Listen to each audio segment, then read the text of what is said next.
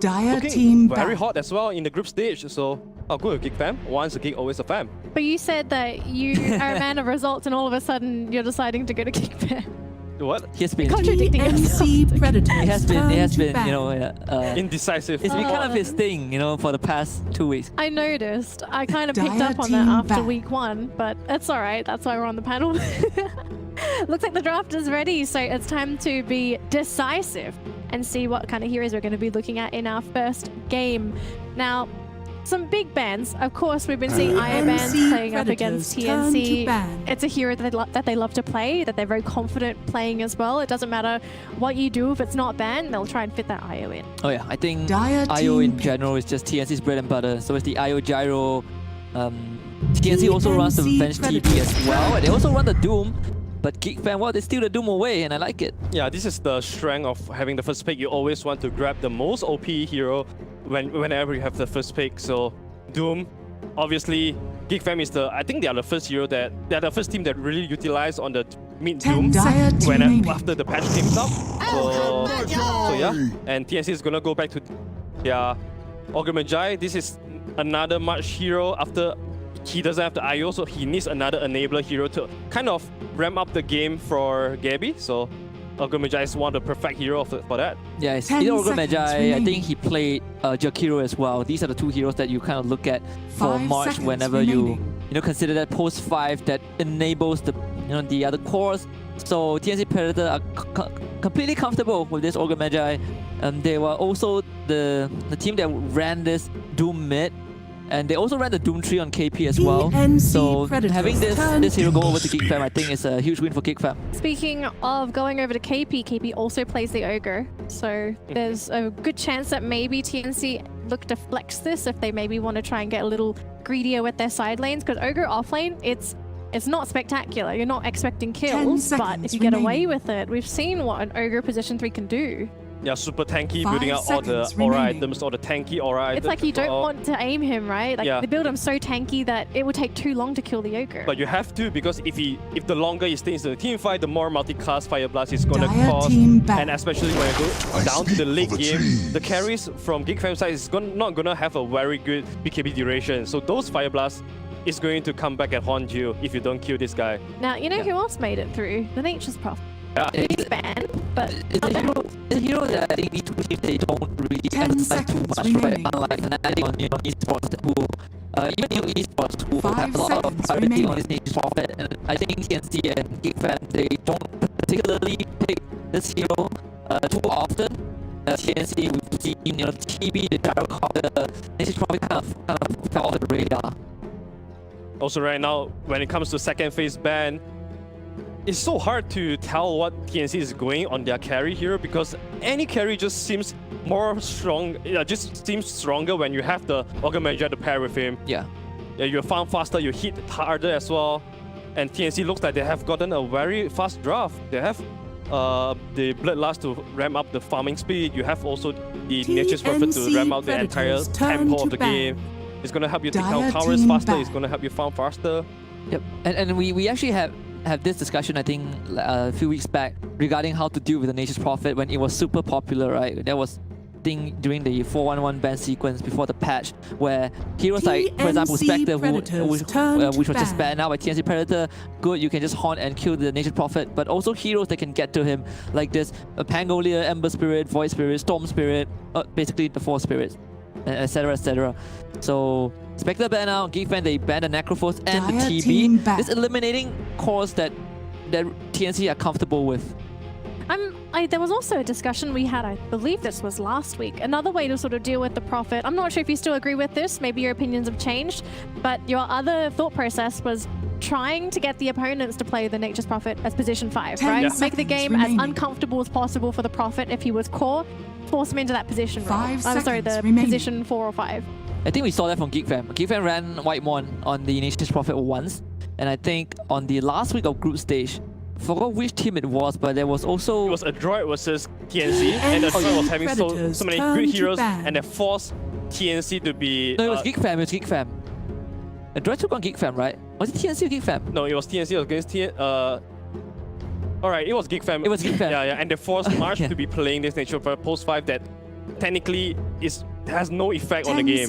Oh yeah, That's definitely one good way of forcing the Prophet to be not as effective as you would want to be. Another way that we have seen Fnatic do it is that they pick a lot of heroes that go through BKB that can lock this Nature's Prophet down, because we all know that if Zero is going to be a core, he's going to his really quick BKB timing, and you have Winter Curse, you have Lasso to stop that, it would be really great. But Paradise is getting banned out, and TNC is going back to their favorite Phoenix draft. And they also banned out the Snapfire for this, so they did set up for this Phoenix pick. Yeah, I mean, you don't want the Snapfire to just use the real strategy to take out the Phoenix egg. It's not particularly common, but it does happen, and we've seen examples of that. Geek Fam, they will get their hands on the Oracle, and this is going to open up. This next pick is probably going to be a position 1 for sure. I'm looking at a Troll pick, since you know the TB has been banned out, the Spectre has been banned out. The next hardest carry is the Troll Warlord. Maybe the Ursa Warrior if they want to. Both heroes are good against the egg. Both heroes can go up and man fight this Nature's Prophet if given the right resources. So I think Geek Fam, they kind of have the ace up the sleeves. See what they decide to go for this 4th pickup. Are there any other outstanding heroes that we haven't really seen banned out but are available in the pool? Anything from the group stage last week? I think Luna. I think Geek Fam does play Luna. For TNC, I think Gabby, Morphling is still in the... Yeah, there's also the Morphling. There we go. I don't know if they want to show a carry here, because Geek Fam will have 2 reactionary pick against Gabby's carry, and most of the time TNC's winning condition is always going to be on Gabby's. Yeah. And they have the last pick here, so maybe they want to pick another hero so that they save Gabby's hero on the last one, making sure that he has the most comfortable game for himself to carry. Yeah, it's kind of tough because there's still 2 bans, right? If they don't review the post right now, more position 1 is going to get banned out. And I think TNC Predator, they have a huge decision to make. And this next pick is going to dictate where this Nature's Prophet is going to go in the game. So I think Geek Fam, they have the slight advantage. They already took out, the comfort picks of the Venge the Venge TB of TNC Predator. They also eliminated the IO. So TNC, they can stick with Gabby's Morphling, which I think is okay. Now Geek Fam, they can still go for the Troll. They can go for the PL as well. Yep. PL looks really good here against the Fura, against the Phoenix Egg as well. But they'll go for the Troll. So falling back to their plan, they open up with Oracle. So Oracle Troll is the classic. Oh yeah. It's really good against both Furon and the Phoenix as well. TNC Yep. And this is, you have to see this coming if you're TNC. You pick the Troll, or the Troll goes over to Geek Fam. So how do you approach this now if you're TNC? Because if you look at what TNC have, the only hard lockdown that they have is the Ogre. There's a little bit on the Morphling, Phoenix not so much, and you've also got to worry that it's not just the Troll anymore. You also have the Oracle to back up the Troll, so he's going to have a lot of uptime during these team fights. Yeah, not only they are going to have issue against the Troll and the Doom as well, you also have to take care of the Oracle. And look at the draft, they have nothing to go on the Oracle yet. What if they... Unless this Nature's Warrior get a really good upkeep timing and go on the Oracle every single time. Otherwise, he'll be able to get the Frostbornis off onto the Troll every single time. Yeah, I'm thinking like a Pango, Mars, Void Spirit. We've seen KP play the offlane Void Spirit. Heroes that can kind of access the backline and take out this Oracle. Geek Fam's draft, they don't... The save is completely in Oracle's hands. You know, this Doom, Ember, Troll, super offensive heroes. So they don't really have the perfect tools to protect that back line. So this Oracle is kind of is the glue that holds the draft together right now. I think there's one hero that particularly stands out to me for TNC is the Brewmaster. Oh yeah.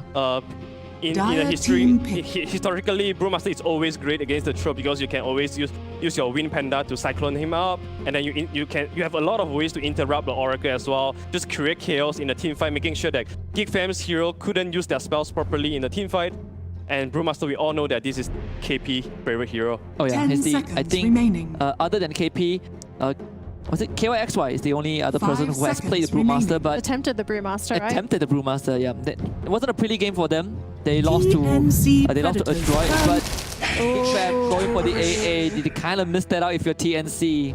We haven't seen AA, but this hero has been banned out a fair few times. A lot of the times, mostly banned out to hopefully let through the Morphling, but normally in those games it's banned out as well. Yeah. However, Geek Fam is running this AA plus Oracle, 2 post-5 support duo though. So I think he might have a chance we are going to see a AA core here. AA core? You really wouldn't want Oracle plus the AA as your support duo. Yeah. And we all know that Zephyr, he plays the Ember Spray on 4. So maybe we can see a little bit of craziness here. Can you imagine you Am I see crazy this? enough? Wait, so what lane is this AA gonna take then? Mid lane. The Mid mid lane lane, you AA. know? We have seen Wow. Dante does this a lot. Welcome to CIS. Yeah, I Welcome mean, to CIS. I'm just proposing a little bit of possibility here, but honestly, if they are going to run Oracle plus AA duo, I'm gonna be very worried for them. Yeah, you have to kind of Choose your hero. expect, you know, if these two heroes end up in the support role, both are primarily post 5, the lanes aren't going to be that strong, right? So you'll be playing slower, but there you go, TNC, they decide to pick up on the Pango just to access the back line. I don't know, I think this AA, we haven't seen too much AA core. I don't want to put my dips onto it. I don't want to, you know, raise my expectations, but it's kind of a pick that TNC Predator probably let slip through. Judging from how Geek Fam has picked their first 4 heroes. Most teams haven't picked the AA, even though it gets banned, even though it gets let through. It has been banned previously when... But we've never seen it picked. Yeah, we haven't seen. So Because it's always banned when the situation favors to pick it. So Geek Fam gonna 10 show us seconds whether this AA is remaining. gonna be a core or support. Obviously, I would love to see it as a 5 core. seconds remaining. Team Geek Fam, Team TNC. Honestly, it's unfortunate that we couldn't see who is on what hero now, but Yep. I'll go with Geek Fam.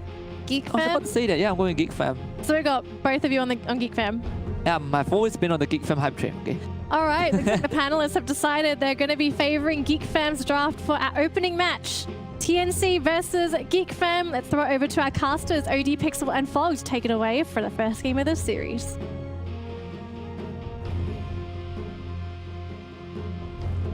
Looking forward to this one, and Fogs, we're getting the Gabby morph coming through, and as we've seen, this Ancient Apparition as the final pick. It will be played by Cuckoo, so which we'd expect to be showing it in the off-lane role. Do you like this from Geek Fam, and do you think TNC maybe picked the morph, assuming that Geek Fam couldn't fit an AA into their draft still? Yeah, probably. I also think they just love this hero, right? It's Gabby. He's usually playing one of those extreme 4 protect 1 heroes. He's also got Ogre behind him too. They've got ways to pressure the map without him, and they've rounded up with good team fight. But yeah, I mean, Geek Fam, they're switching it up. I do like that they're changing it because, like the panel was mentioning, 2-5 positions can get punished, especially by a hero like Pango. So yeah, curious to see how it'll progress for them. Yeah, we'll see how much they're able to do with this Cuckoo AA, and if indeed it is going to be enough to shake up the Morphlings game. But ladies and gentlemen, here we go. Let's get ourselves into what will be game 1 of the best of 3 between Geek Fam and TNC. I want. Prepare for battle.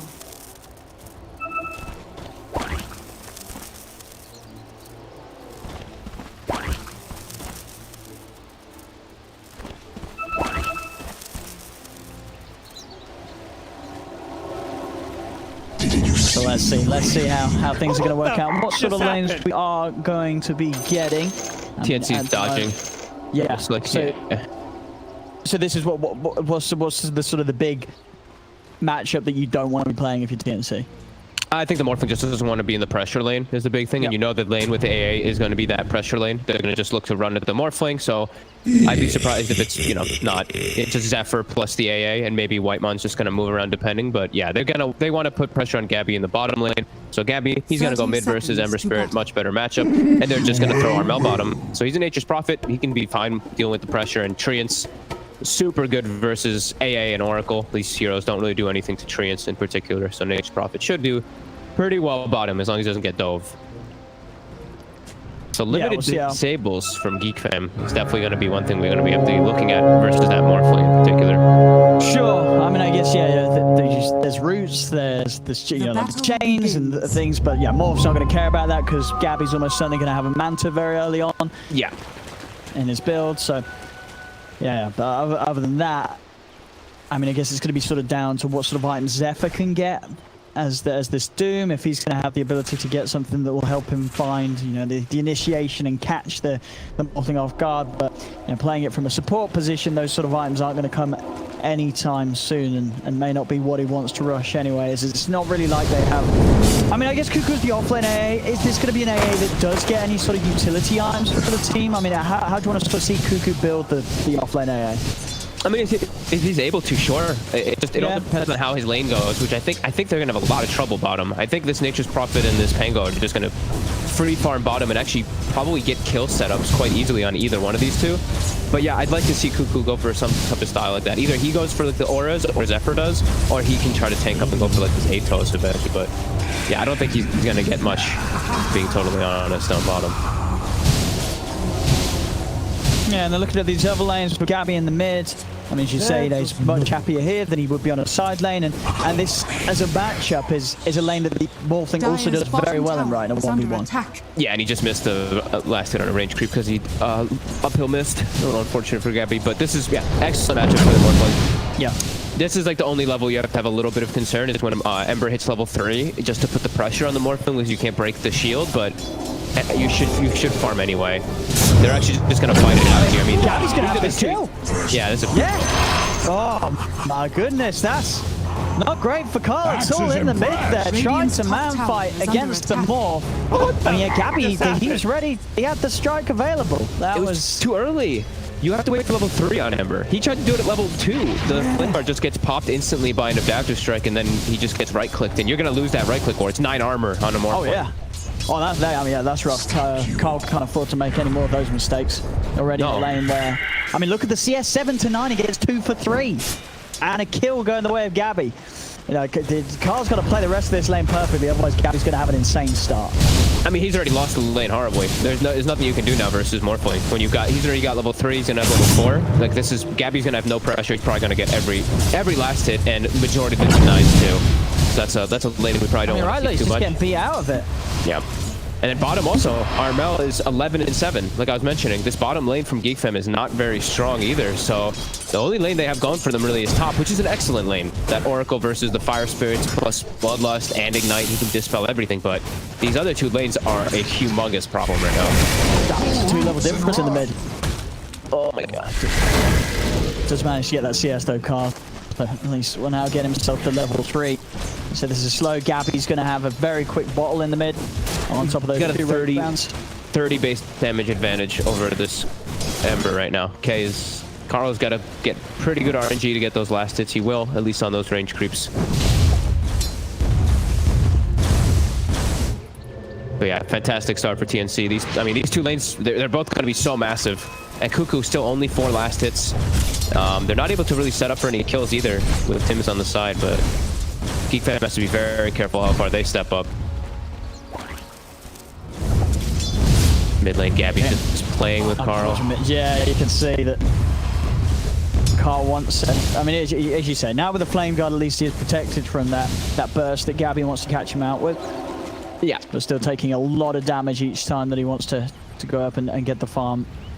Rune battle. Let's see who's going to get it. March is set up. Whitemon also. It looks like bottom. They're also making the move to go for the runes. Tim's is probably going to beat that one. So Gabby's going to check bottom. And it'll be top. It's going to be top. All right. March is able to take it. May dive for this. No, he's got the dive. Dive will save him with that haste screen. He's able to get away. So ensures that Carl's not able to grab it for himself. And Carl also expends how much mana to try to go for that kill? 220 mana to try to go for the kill onto that Phoenix. And now Gabby, he's actually going for Carl. Ooh. Close. So close to having him there. Just a couple of seconds off the adaptive strike. I mean, still, it's a good situation for Gabby. Carl has to step back. Does have the bottle out, so at least a good burst of regen to help him hang around with. Refill bottle. Gabby, look at March. Gabby drops it on the high ground for him there. Yeah, this Morphling's going to be a huge problem. He's already playing in a game where he's versus, I would say, limited disables and tough things to catch him. Sure, he still has to watch out for Doom and AA in particular, but we've seen these Morphling players play around that, and with this type of explosive start, I mean, he's going to be real strong. He's also, like, the thing when you're playing mid also is you're so high level on the Morphlings is he can get active. Like, he can turn into Ember Spirit in most of these situations and be very aggressive as well on Gabby. Bottom lane, Tim's. Nearly getting Zephyr there. Zephyr was able to get the salve off though. Now Tim's himself has to run. He's got March by his side. Zephyr is not going to be able to chase any further. Zephyr could be in trouble himself. They've got 3 of them here, TNC. They can just turn and they'll kill off the Doom. As Zephyr gets tempted in, chasing up Tim's to the high ground. TNC prepared with the numbers. Yeah. This is Gabby's gonna have almost a 3-level On disparity mid, over Carl's Carl. had to walk back to base. He's level 4. Gabby's near 6 or near 7. And also they have a Nature's Prophet who's gonna be hitting 6 too. I mean, ooh, this early game is Dyer's middle tower just is under terrifying. attack. A Wrath of Nature early on too, since he's a safe lane NP, is gonna destroy Geek Fam when he does use it. Obviously, 6-minute room. Gabby, is he going to get lucky? Yes, he is. It's a double damage rune as well. That's a kill room right there. And he got watch out for this morph. They can Oh, go he's for gonna the go kill for on the play. Carl super easy because he's got and just turn Yeah. into that and have his own disable on the morph point. Yeah, you've got to watch out for the dive here from Gabby if Carl comes up. They're pinging him out already. They have a ward behind the tower because they know that Carl's gonna just farm jungle to catch back up. Gabby's level 7. This is not even level 7. Not even level 6 yet for Carl. Dyer's bottom tower is under attack. Scary moments for him. I don't think yeah, They're this gonna is dive him. some of the highest CS I've seen in mid at 6 minutes in terms of masters and denies. You don't see someone with a 41 and a 24 Dyer's mid middle at 6 tower minutes. is under attack. I mean, he's gonna be able to look at this. He's jumped the dive already, and he wants to push to the tower. There are gonna be TPs coming out, so dispel the DD. Slow down for that a little. Yeah, especially with Armel. Armel's going to come in. He might some extra backup. I mean, they're definitely going to get one of them here. It's going to be Whitemon. Whitemon's going to get trapped in the Sprout. And Owl, though. Make a fire. How do they Tower defend the damage. tower? I don't think Geek Fam can actually stop this. Dyer's middle tower is under attack. Carl can't step forward. Tim's is here. They've got 4 heroes here mid TNC. They're playing incredibly Dyer's aggressive mid. middle It's 7-minute tower has tower fallen. down. I mean, this is been one of the most one-sided mids I've seen in a while. You know, it's just 47-24, getting a solo kill and taking the tower at 7 minutes. It literally could not have gone any better for Gabby in this mid lane. Nope. I mean, if he got the haste rune that March got, maybe that would have been no, pretty much perfect for Gabby actually in this kind of a super early timing on his items. Level 7. Cuckoo almost level 6, so that's gonna be big at least for Geek Fam. They can definitely set up kills onto Gabby if they do see him at all with a good AA blast. So that's the one good thing that Geek Fam does have going for them besides Raven, who's having free farm still up in the top lane. And here comes the first AA blast. Off the mark. Rune again. Gabby's going to be able to grab it. And still Carl, he has to play so carefully. He's still not got his level 6 yet, so low chance of escape. That's brutal. Gabby he's going to move. So it looks like he's just going to move, show top. He just wants to start taking more tier 1 towers, right? Yep. Just keep this pressure on the side lanes, get these early objectives for TNC. Bottom lane, dive in for Tim's. Huge Wrath of Nature. And they're going to both dive for this one. While they're trying to TP out. Are they going to make it time? Zephyr will. Cuckoo will not. They're going to get the Fire Blast in, catch out the core. Dyer's top And take tower down that is AA. under attack. Gabby is solo pressuring top. This, I mean, they have to punish this. They just saw so many TPs bottom. They have to go into Gabby here. Let's see what the two of them can do. Oh, first hit route. That's nice. And another route. They can't Need a fair coming. few more than those. Is under attack. You're right, he's going to have a change. Gabby turning into the Ember. Dyer's Still playing away. Another route. And bringing Gabby down low. The Ice Blast also coming in. They'll do it. Get in there. Carl to get the kill as well. A very important move, as you say, a move that they had to make when they realized that Gabby was out there alone. And they do it. They are able to kill it. Yeah, I mean, I saw the 2 or 3 TPs bottom and the reaction, so, and then you see a Morphling hitting your tier 1, like you have to make a move down there. They will lose their bottom tower with that move, but getting that kill on the Morphling, getting it for Carl in particular is very needed. As earn charges now built up too, getting close to 7, so some small gains for Geek Fam, but TNC still in a very comfortable position here. Gabby switched, by the way. He did have the E-Blade kid, but I was like, that's a little aggressive. He's gone back for the Manta, yeah. Yeah. This is just too good of a Manta game. Absolutely. There's so much that, he can not care about when he has that Manta done. He's going to get lucky with the rune again. He's going to be able to find himself a DD down bottom. Still holding Jungle for a while. a lead. Yeah. I think for now, Gabby can probably just back up with the DD farm agents and just keep it accelerated. Armel probably wants to be the one that actually shows himself on the map a little more in pressure. But they're actually getting close to some pretty big items. Like Orchid is almost done. Looks like they're giving Tim's as well as March levels in the mid and the top lane. Those two supports not level 6 quite yet. But now they're smoking anyway, so not 6 yet on either Ghost saying though, but I think the tome is being delivered for Tim, so he'll have Rolling Thunder. Let's see what they can get. So Gabby wants to head into the jungle, try and find Raven. Raven and Whitemon actually smoking up there. They're making a move up towards Armel on top, and Armel alone. Mid lane, Gabby and Tims. They're going to go for the easy. They're going to Cuckoo top lane. Armel surely in a lot of trouble. He's going to try and TP out, but no, they've got roots to hold him down as Armel will fall. Learn from your mistake. So again, another Geek Fam making moves despite the pressure from TNC. Constantly finding someone, pushing this top lane out alone. Yeah, they're making good reads, at least to the map. Like seeing when people are overextended and they're getting the kills that they did want, at least to secure Raven, that Battle Fury farm, as he is getting closer and closer. We see KP has a Midas done, so we'll see hopefully a very farmed Ogre this game.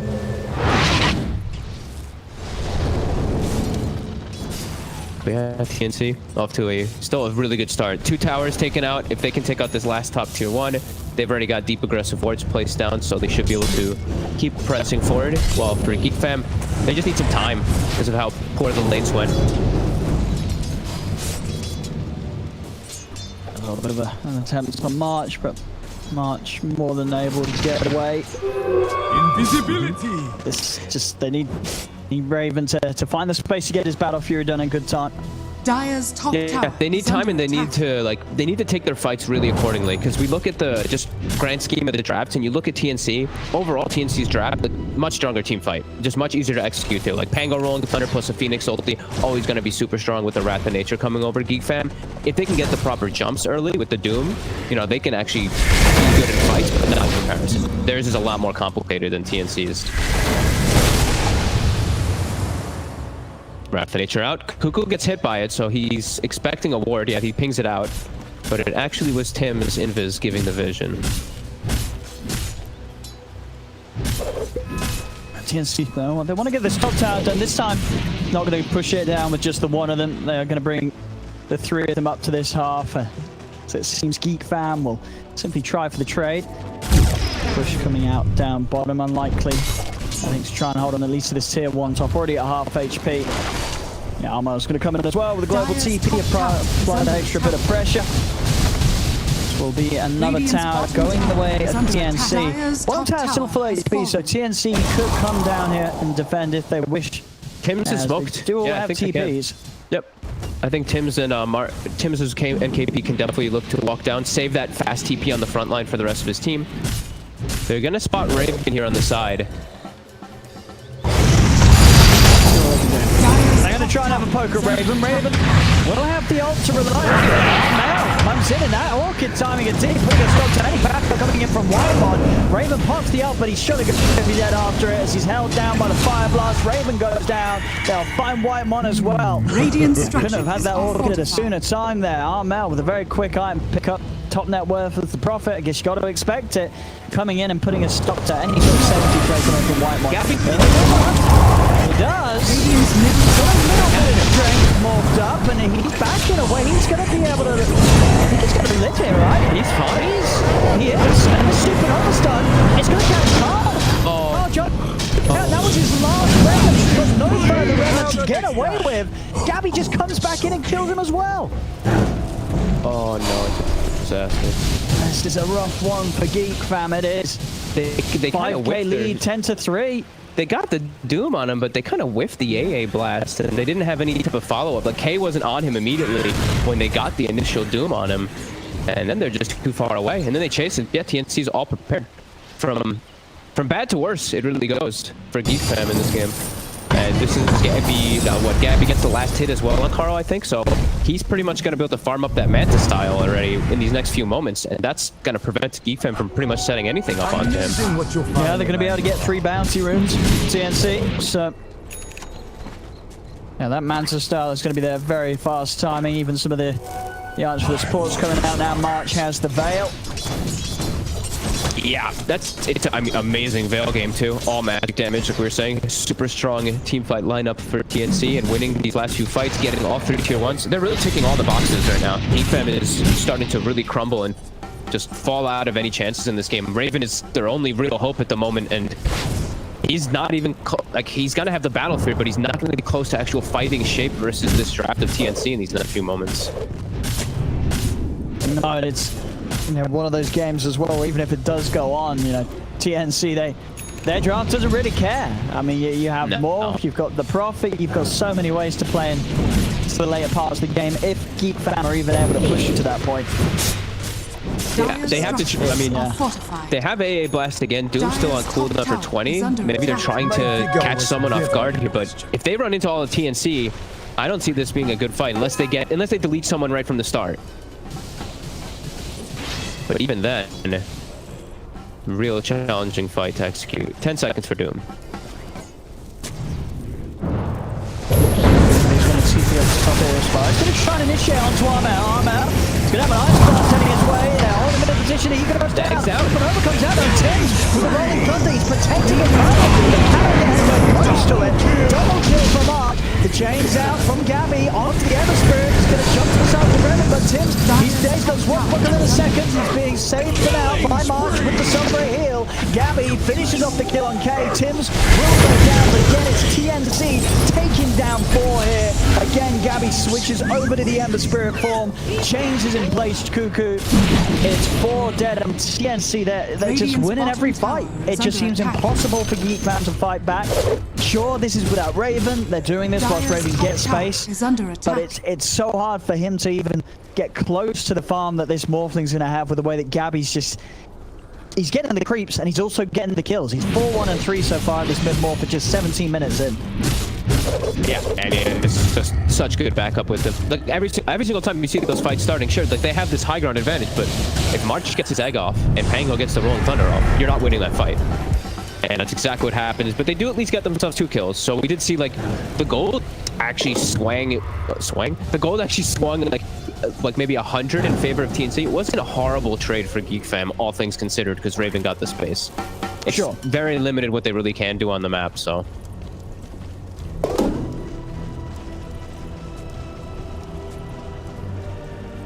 I just said swang. It's not a word. It's early morning for you, inventing new words. So Carl will at least get some space out of these next few moments, pushing bottom. He adds, like we saw before, the Spirit Vessel is finished, but needs a little bit more protection. He's gonna go for the Yules. He's still getting collapsed on so hard though, and I think the Yules in particular is like because he's just getting chained. Morphling turns into Ember Spirit, and Morphling's a better Ember Spirit. Yeah, and we're seeing Gabby playing very well with that capability. Yeah. Always looking to make the quick moves as the Ember. And this, we'll look at Cuckoo, as we were mentioning early game, like very unlikely that he's really going to get any freedom to actually build any items in this game, and it's actually exactly that happening. He's bottom 3 net worth, he's got Tranquil, he's pretty much a support. I mean, he is a support. Only level 10 as well, so not like he has that higher level threshold for his ulti either. So yeah, really struggling. Raven looking to get involved though.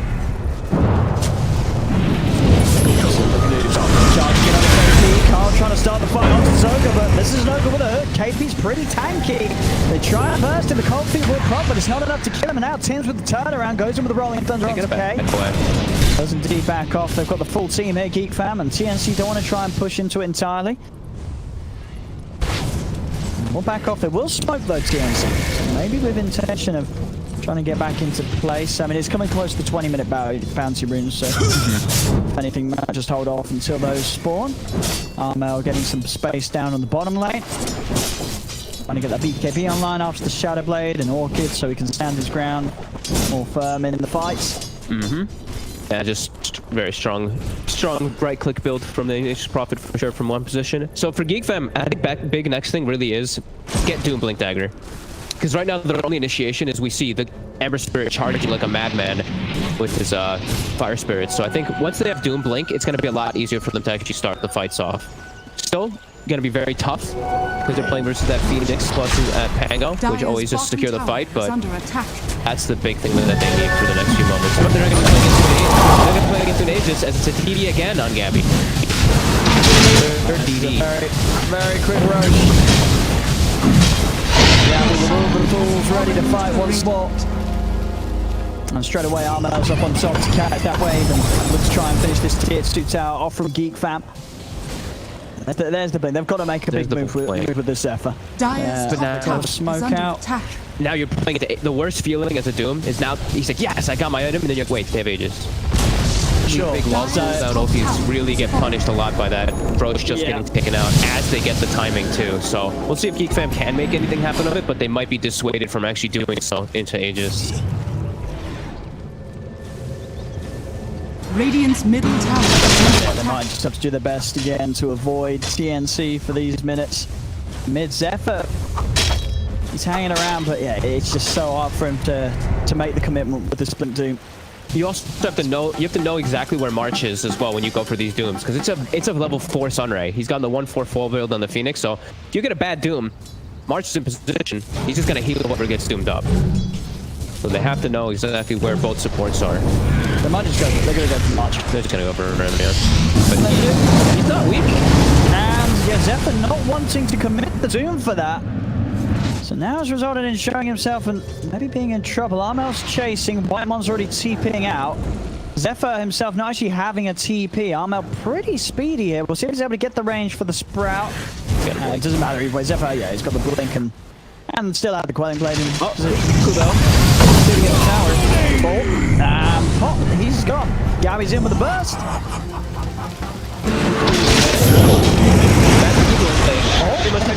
Oh my god, Carl! He's got a remnant. He's got a remnant now. He was prepared. He was prepared. Oh, Gabby tasted it. He's like, no, you don't. Is he? He's chasing. You're right. He wants him.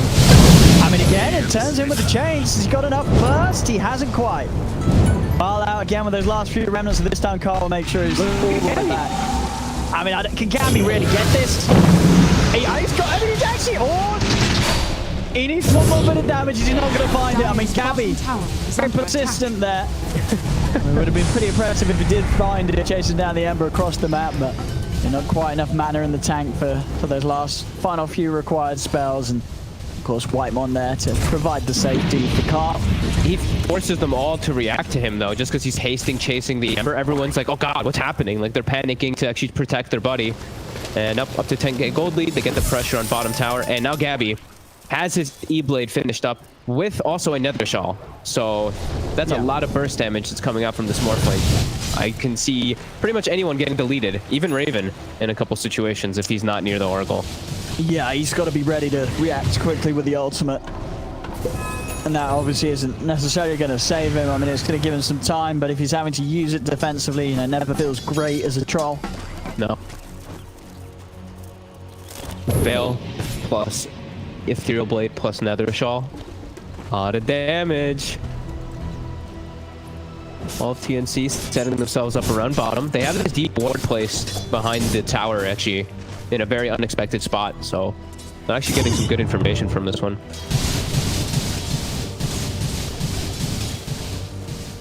We'll see what they're able to do down here. See if Geek Fam wants bottom to tower is under try attack. and hold this tier 2. Zephyr will start to pull the creeps back. Gabby and Tim's there. They're just going to take this tower down, and yeah, there's not going to be any hope from Geek Fam here. So number 3 tower for Dire's TNC. bottom tower has fallen. They can pretty much take what they want. That mid tier 2 is going to be looking pretty juicy for them as well. And again, it's the point where Geek Fam, they're obviously waiting for Raven to have at least the BKB, Dire's middle and then tower maybe they'll is look under for attack. something on the high ground in terms of a defense. It's gonna be him, the only real strong one though. Carl, we've seen multiple times this game, just gets brought down, so it's gonna be so much pressure onto Raven. They've definitely itemized to be able to take him out in a lot of different ways. Mid tower will get glyphed up.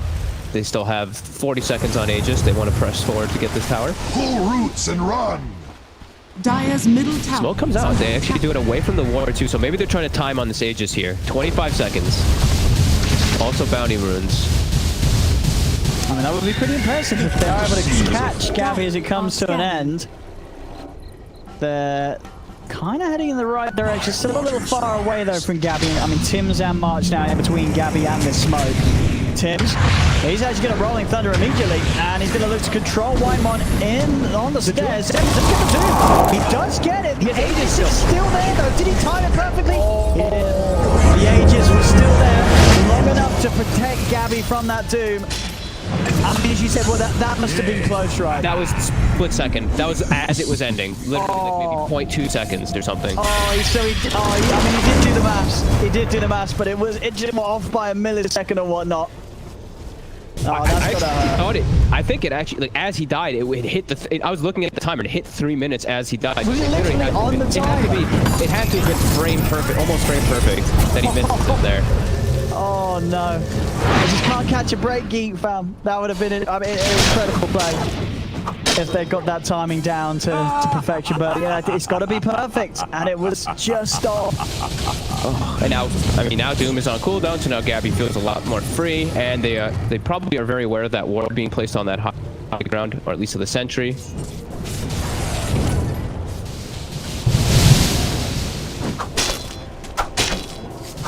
Oh, that's brutal. Man, I actually wish I could go back and like just rewind really quick. I had my mouse on the tree. Right on the timer. Yeah, it must have been. Mouse right on it. It must have been like as you say, like a few ticks before. Or yeah, otherwise it would have expired a few ticks after he actually died and used the reincarnate. White on. He's outside. He's trying to find this D-ward. Pay for it though.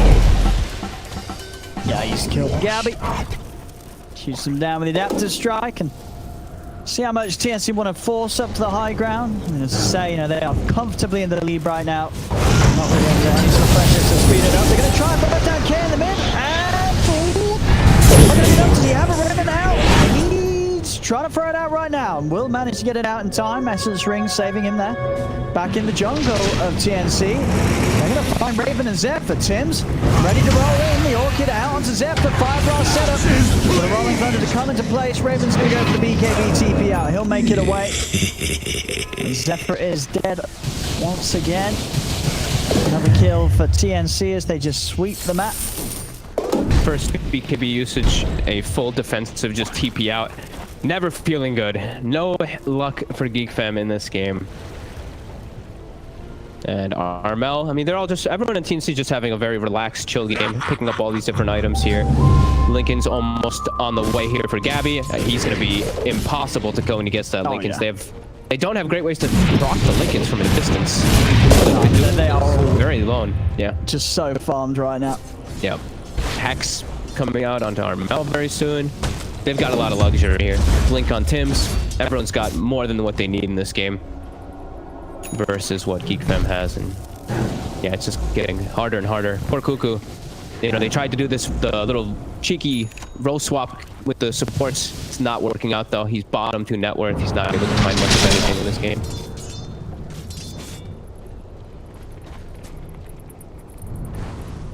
That's Raven doing after the BKB, looking for the bash up. I mean, we are still yet to see that fight where, you know, it's sort of the whole of Geek Fam behind Raven. So maybe when they do have Raven involved, they'll be able to start swinging the fights their way. But there's just so much for Raven to have to play around, so many different issues he's going to have. He's got to make sure when he pops that BKB, he's killing multiple heroes. Yeah. It's just like the biggest really scary thing is that he just doesn't have good control for the Morphling. If they can get the Doom on the Morphling, then he can actually stick target on him. But besides that, like, Gabby's gonna run away. Have a bit of a poke there at Cuckoo's AA. He knows that he can. This very beefy ogre. More than happy to front line for the squad. 30 seconds. We got bounties available. Outpost as well. Double are taken by TNC. And I think TNC just wait for this Lincoln's. He's about to have it done. And then you can really force the issue. But actually, oh, Roche spawns. So maybe they just walk into the Roche pit in a second. Yep, they're going to have the Lincolns, as you say, on Gabby. They've also just picked up the full Hex on Armel. Jeez. So, oh, they're all just so farmed. Now they know that AA Blast was used, so they have 35-40 seconds to actually come into the Roche pit if they'd like to. Fulfilled. I think they certainly would. Straight away they go, TNC. Time for the Roche. And what's the response from Geek Fam? Do they want to head over? We've got some punch coming out on Geek Fam. K's got his BKB and Raven does have that battle complete. Zephyr also has the 4-stab finish, so he can actually pop the Lincolns to get the Doom off properly. Okay. Again, though, he's going to have to try and do it around that Aegis. As Gabby picks it up once again. Cheese, it's going to be held by Armel, so there's probably very tanky Prophet, ready to just sort of stand there with 2 sets of his HP. Goes straight into the fight, he's ready to start the fight off. It's going to work. I mean, everything's thrown down onto KP, but that was the plan from TNC. As the Ice Blast again used only onto the Ogre. No threat now for Gabby, as they can push on, chase forward. Let's see what TNC can do with this. Cuckoo's dead. 35 seconds. The top wave is pushing in towards the base of Geek Fam. Dude, KP's insane. He's the front line. He really took it literally. He just jumps into 5 heroes to get the stun. But it works, at least for a moment. He does have to buy out. Dyer's They middle still are tower very is aggressively under stanced. attack. Oh, I like Who buys a Cuckoo's going Midas? for the recovery Midas. The classic from Cuckoo. I think Cuckoo's done this before. If it's late and it looks like the game's over, just get up, buy a Midas and hope that the enemy team throw. Your team didn't notice either. Be like, I had this the whole time. He's able to use it without his teammates spotting. Nothing to see here. I've just got a Midas at 32 minutes. There we go. He's got the siege creep there. Some good, good value.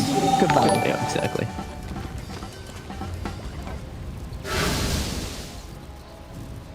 TNC just chilling. They got their gem on March on Phoenix. He's clearing out any division that there is here. Geek Fam trapped in their base.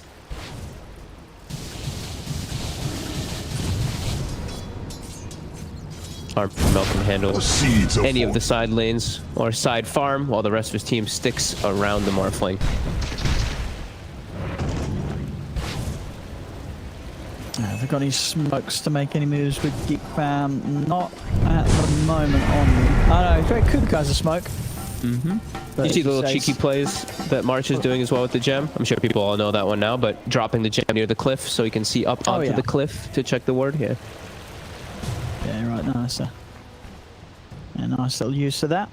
Make sure, I mean, how much vision have Geek Fam got at the moment? Yeah, just that one over in TNC's jungle, which isn't really going to give them any information that helps.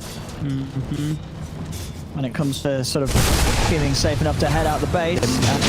Jump on. They're going to go straight away there. KP jumps forward. They've got a triple dust there. Was that a triple dust? it was. I think that was a rare triple dust from KP, Tims, and March. My goodness.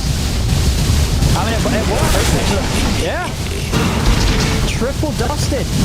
That's gonna hurt. And that one. Another easy one, and onto the racks they go, TNC. You can see Whitemod really wants to hold his ulti for the troll for Raven if there's ever an opportunity for him. As he lets Carl die initially, 40 seconds though, no Ember. Your base is in jeopardy. Dyer's middle tower. They don't know how to commit for the fight. So look at Zephyr, he's waiting for the opportunity in the back. Dyer's middle tower. Can you get the dust out to Mark? But Zephyr's dead.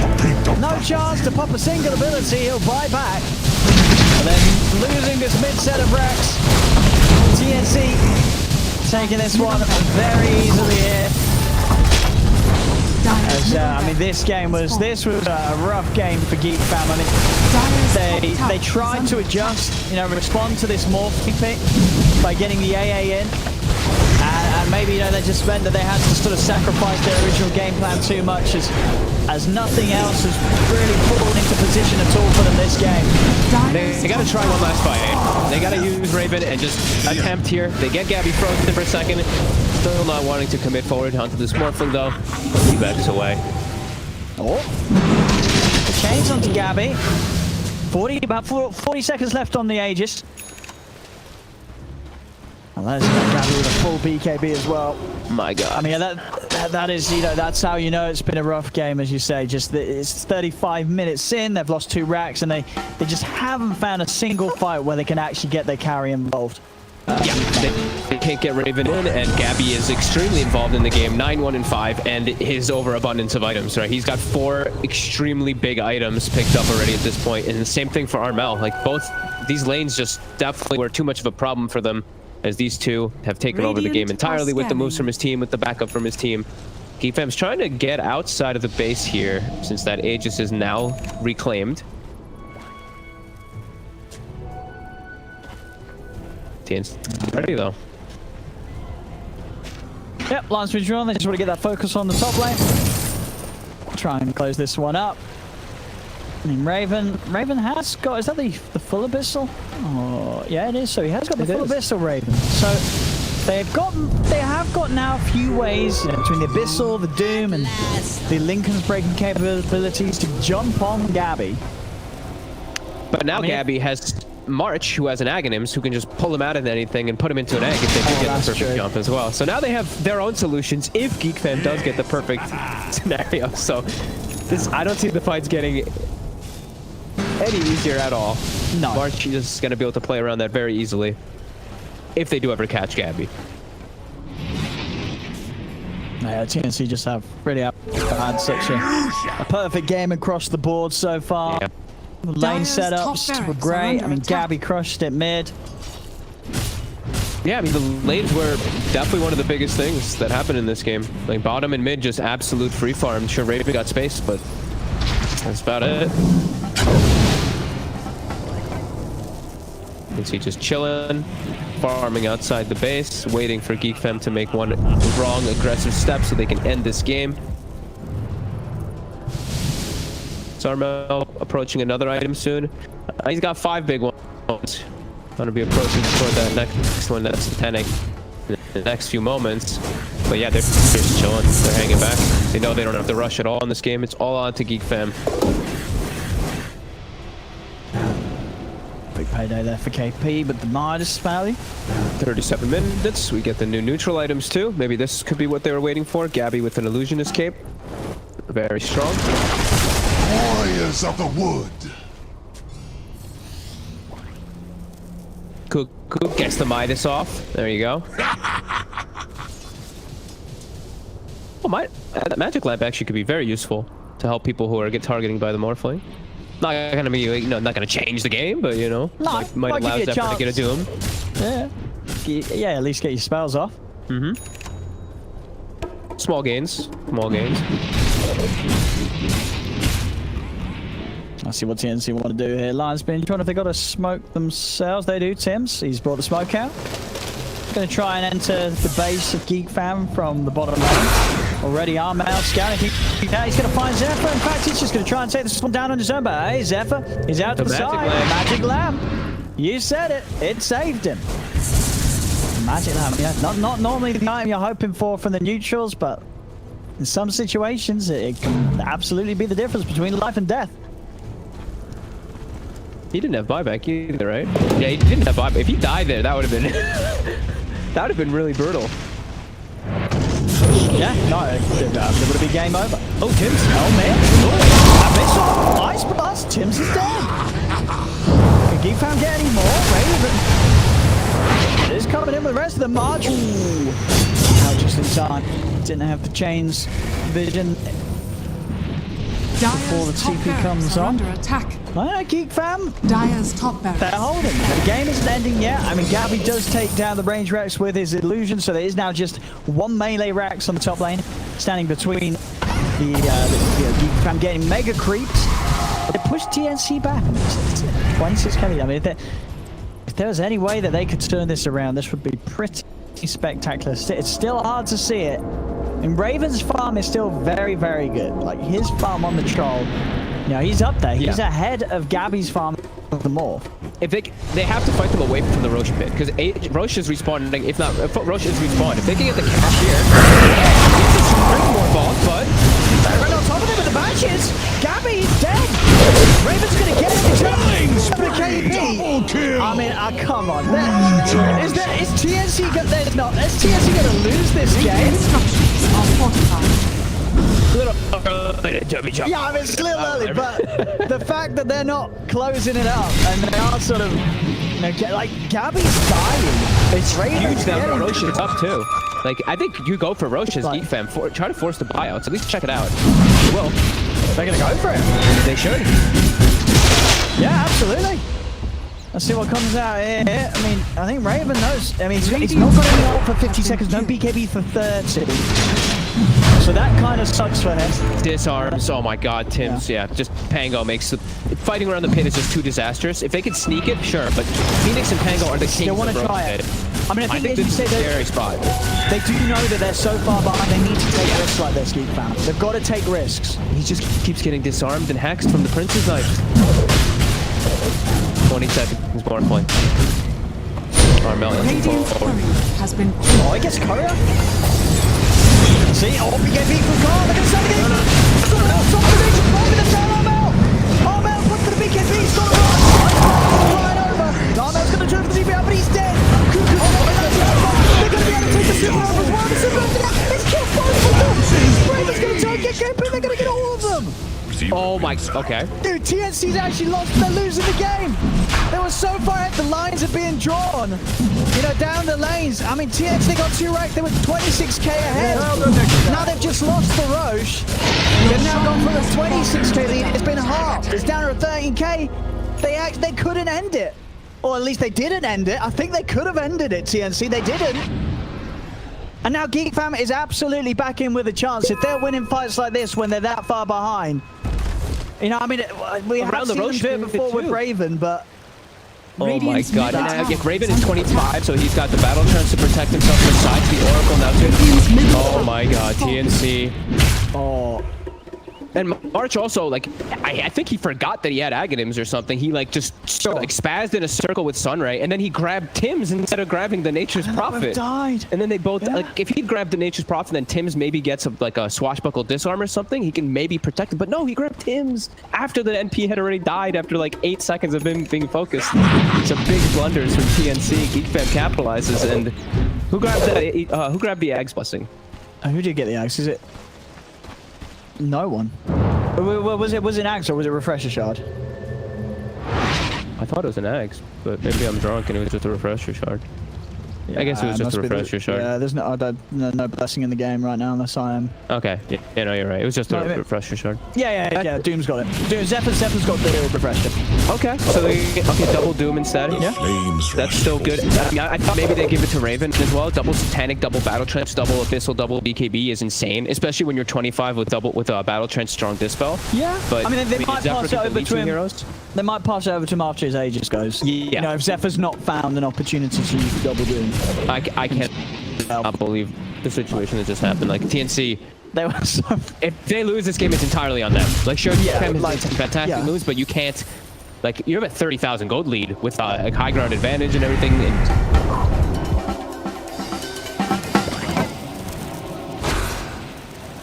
I mean, Gabby needs to spend his money as well. He's walking around at the moment with 5.5k gold. You know, I guess, you know, at this point they are like, well, we do actually need to hold on to buybacks because we can lose fights as drastically as we just have the last few times. See what I think TNC, they're going to go for a smoke here. Who's got the smoke out? They don't have a smoke. Look at how they're waiting for Geek Fam to come in. Yeah. Whole entire theme of the game feels like it's just switched up for one bad fight from Team T. Geek Fam are reawakened here. BKB now on Doom too, so Zephyr has a lot more freedom if he wants to just BKB jump in the back lines. He doesn't have to worry about Pango or any stuns. Big items picked up for them. They're still non-stop pinging out their melee racks. That's the one thing they do have to watch out, is that there's still Nature's Prophet in the game. And there's still working to kill that racks in no time. So if they aren't prepared, they will get megged at any moment, even when a fight is occurring. Yeah, they've got to be prepared for Armel. Still a lot of different things they have to eyes on that. Yeah, they have to definitely be addressing a couple different things. Yeah, especially when he hits the 25 and he's going to have that global CP. Yeah. The remove cooldown, you know, he's going to be jumping all over the place, teasing with the opportunity of finishing that final racks. Yeah, and he splits them up too. Every time he does this, he splits up the map, so Geek Fam is a split. So we see right now, TNC, they've smoked. Looks like it's just a smoke for the bounty, though. In about 5 seconds, it's going to be spawning. Tim's is in the front line. He's scared. Fulfill the seeds of fortune. I mean, Geek Fam want to chase this. They're going to smoke up themselves now. They know TNC made this move out here to secure the rune. Yeah, I mean, they're just as strong, if not stronger, right now on Geek Fam than TNC. Sure, you see the 11,000 gold lead, which can make you Raven? think that, but Oh. yeah. TNC has how much gold in their bags right now? 8,000 on the Morphling, I think 6,000 on the Furion. So they're in theory like they're pretty much even in gold value. It's just depending on who can execute the fights now. They will be picking up some big items soon, though. I think the double Satanic plus buyback will be available pretty soon for both of those TNC cores, and it looks like they're just stalling out the Aegis. So 30 seconds, they've successfully stalled. Geek Fam, though, might be able to pick up their next big item. Cuckoo, I see he's been longing for this Hex after this Midas pickup. Yeah. And he's getting pretty close. Yeah, it's going to be there soon. It's going to be there. That would make Abby's life a lot more difficult. Is under attack. So TNC trying to tease this wave on the top lane closer to that Rax.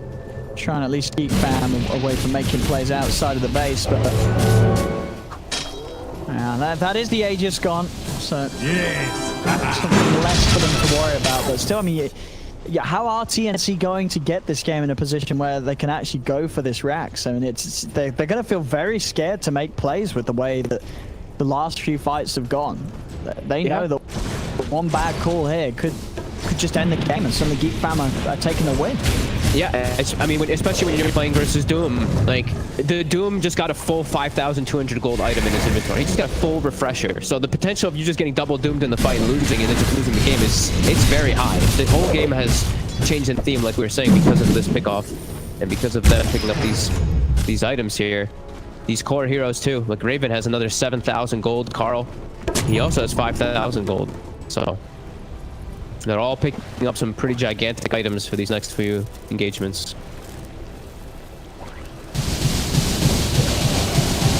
Cuckoo, full Hex. I think he's going to replace that Philosopher's Stone with Witless Shaco so he can actually join inside the fights and be tanky.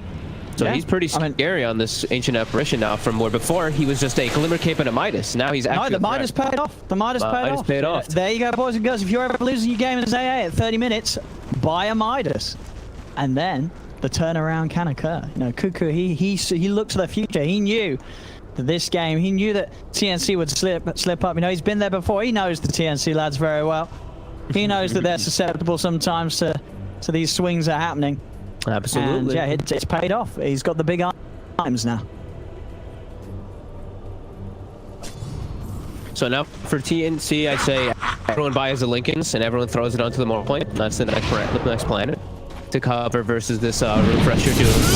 For Geek Fam, I mean, the fights, it's going to be a lot up to execution now because they got away with turning the game around on that farm. Their base, like we said, still in jeopardy. So it's still going to be a little difficult for them to always pick and choose the fight that they want. Yeah, close stuff. TNC all kind of chilling here, still on the left side. Geek Fam in their base. Still not 25 yet on Armel. He's very close though for that constant split push.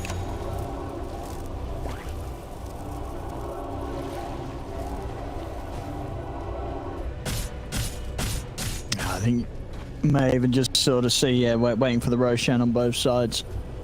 I don't think either team is going to really look for a fight outside of that. Raven now with Moonshard eaten. Yeah, fighting. I think the Roche is going to be just everything now. And the thing is, like TNC, their Roche is still insane. Like they have Phoenix and Pango around the Roche pit. These two heroes are some of the best, if not the best, period, around that Roche pit. Level 18 also on March, so you know, 13 attacks now instead of the 10 that it was. A bit stronger as well. Yeah, still insanely good fight for TNC, just up to how Geek Fam can get the jump. If they can just doom the targets properly. Outpost again, bounties too, in about 30. Radiant's bottom tower is under attack.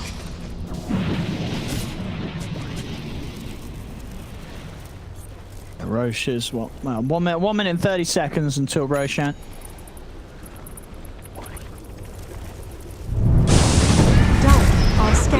Geek Fam can't let them get away with the Roche. They have to fight around it or right outside of it. They're actually looking like they're going to claim the outpost in time. He's going to go in. Yes, he's fighting. He's going to try to climb up on the Raven. Raven is going to turn. Pops the BKB. He's going to be able to get on top of the Supernova. It's out. Raven knows he can't take it down on his own. They're backing away, Geek Fam. They don't want to get the X, but they've caught him again. The X is out. Raven's in trouble. Raven is dead. They take him out. He has got buyback available already, of course. We see the buyback from Whitemon coming out. But a solid fight there, and a fight that will mean that Raven will be out of the game for still 40 seconds on top of when Roshan respawns in 50. I think they forced the buyout. You should force the issue here. Like, even if you die, you guys, I think everyone on the side of TNC does have their buyback. So I think, yeah, you press this issue forward. Even though Roshan is going to be spawning in 30 seconds, it's kind of a tough decision to make. Very nice. I mean, as you said, we're saying before that's kicked off. It's just the team fight of TNC is still very impressive. Great control between sort of Tims and March, from the Supernova and Tims just coming in with this blink rolling thunder, tripping up Raven in that last attempt from Raven to actually escape the fight. They stacked Whitemon and Raven as well. Like, Whitemon can't be standing in the front lines there. He just gets destroyed by the Pango. Rax is starting to drop. Really trying to force Troll. Back. Gonna drop the two down. Okay, committing with a BKB. He's gonna turn towards Armel, try and take him down. Armel's still alive. He's gonna be taken by the BKB.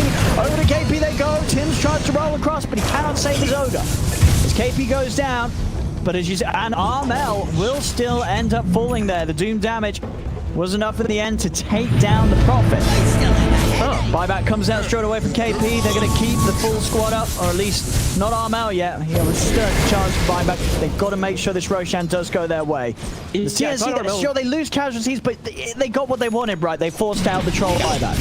Absolutely. That's and it's important because they have those buybacks to do something risky like that. Now it's going to be all 4 items: Aegis, Cheese, Refresher Shard, and Aghanim Blessing for the side of TNC. I thought Armel would live actually because he had Paladin Sword in his backside. I thought he Paladin Sword in some creeps, by the way, but I think maybe he was still AA blasted. Either way, TNC, they back up, they get that Aegis, Cheese, Refresher. And they don't have to use Armel's buyback. Who took the Ags? It looks like it's Gabby. Gabby's got the blessing. Okay. And still a hell of a lot of money. 8,000 gold on Gabby. Obviously the point where there's not really too much to buy other than the Moon Shadow. Oh, Raven, he's ready to play. Divine Rapier for the Troll. Okay. He's very slow though. 360 movement speed. He's gonna be punching real hard, but sticking at targets will still be a challenge. Yes, getting away from that Supernova is going to be a bit of an issue. Yeah, that's definitely true. So they really have to make sure that somebody gets on top of March. March gets that egg off and they're not able to do anything about it. Raven's going to be heavily slipped up. They've given March the Refresher Shard too, so potential for double eggs, or just Sunray healing the people that gets doomed. He's got a couple different options now to guard himself. And he's also got, I believe, okay, never mind, he buys the gem. They want to be able to clear out that vision. They want to bring some attention bottom, Armel. The rest of his team is smoked up. They're drawing the line. They might just go jump the racks while Armel maybe shows himself bottom with some treants. Just try to get the surprise jump on the Geek Fam. Let's see. Gabby, he's gonna get jumped on it. Gabby's able to get the waveform off in time. The Doom used, yeah, the Lincoln's blocked it. So that's Doom. Got a Refresher Shard. Okay. Or Refresher. Refresher orb, actually, yeah. Yeah. So he has now got, and he's got some mangoes out, so he'll be quickly able to get himself back in a doomable position. Rack's still there, so they are still holding. Yeah, so very tough for him to actually get the Doom. He's double Lincolns now because Tims has it as well, is constantly protecting Gabby. Gabby also has 2 cheeses. They actually stacked the cheeses by accident. Not sure if that was on purpose or not, but they will be able to take this outpost away again. That was a super aggressive jump though. Gabby with the teleportation being stolen from his teammate. Now he can global. They can global gank. Look at Carl bottom. Gabby's in. Is it with the global team? Oof. He's able to make it out there. The Lincoln's protecting him from Armel. He was trying to break it and then follow up with a Hex, but very quick reactions there from Carl. Make sure that he doesn't get a Thorn, removing the Lincoln's proc and then Hexed afterwards. This is cool though. This Aghanim's morphling. Now he literally can just he never has to worry about his positioning on the map. That's pretty good.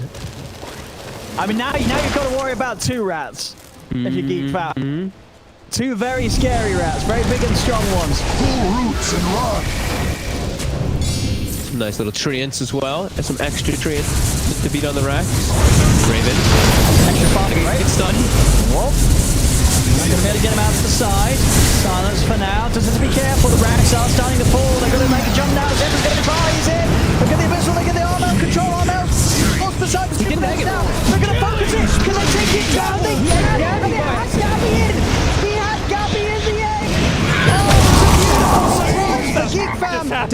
top barracks are As under Gabby was attack. in there.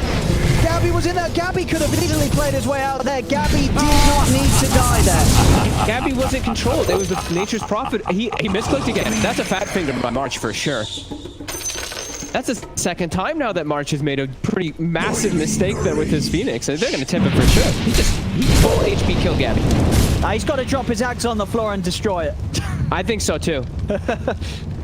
Someone destroy that Phoenix's axe. Oh my God, March. Oh no. I mean, I don't think he was going to even, Radiant's middle maybe not even tower is save under the attack. Nature's Prophet, but he literally just killed Gabby. No, I mean, well, yeah, I mean, the Prophet would have been dead either way, right? Because the egg died. Egg was gonna but the pop, thing is, but Gabby would played not have around needed that. to die there. Gabby could have maybe killed some people. He could have got out, not been in a situation now where he's probably going to need to use his buyback, depending on how hard Geek Fam push it. Oh God, March. Oh no. I mean, he's beating himself up for sure for that one. I mean, you saw the tips come out from Geek Fam onto him as well after that. Yep. Geek Fam used their collision aggressively. Oh, Raven's in! He's on to KP, and KP! He's got the axe, for the ages. He's got the ages. But Geek Fam, they're going to give him round. They're on top of him. He's dead. Buyback down for 2 minutes now, KP.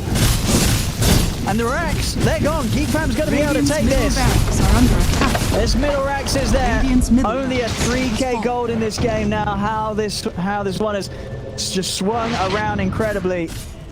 And What the I mean, it's hell is resulted in a happening? pretty great back and forth game, but a game that TNC, I think they're all going to be kicking themselves.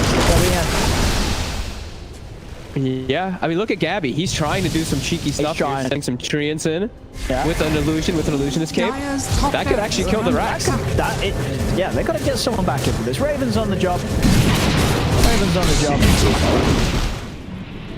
But they've got to watch out for the rat. As we say, yeah, this double rat potential could still secure this game for TNC.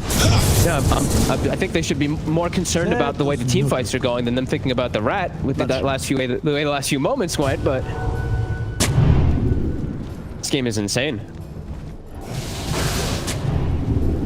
Right, they've got to get March 25. Maybe there's extra sort of 3 hits on the super. No, Might do it. I think he should just sit back and just sunray. Okay, Like just instead sunray. of actually trying to go for this play, maybe he can go for the dive and the egg play if he has like the Pango rolling thundering over it. But if he just eggs like that in their face, they're just gonna get focus fired by all these heroes. He has to either just heal the target that gets doomed or wait for a better opportunity. Because those two, I mean, like I said, I'm pretty sure he misclicked that when trying to click the Fury on, but he has to be way more wary because they will kill that egg. I mean, to be fair to him, Gabby, half of the game is dressed up as the Furion. That's a good point. So maybe that's the confusion. You know, he's like, Gabby, you're literally turning into the Fury. How am I supposed to know you're not the Fury? And the sort of chaos of these fights. I'll give you that one. Okay, I'll give you that one.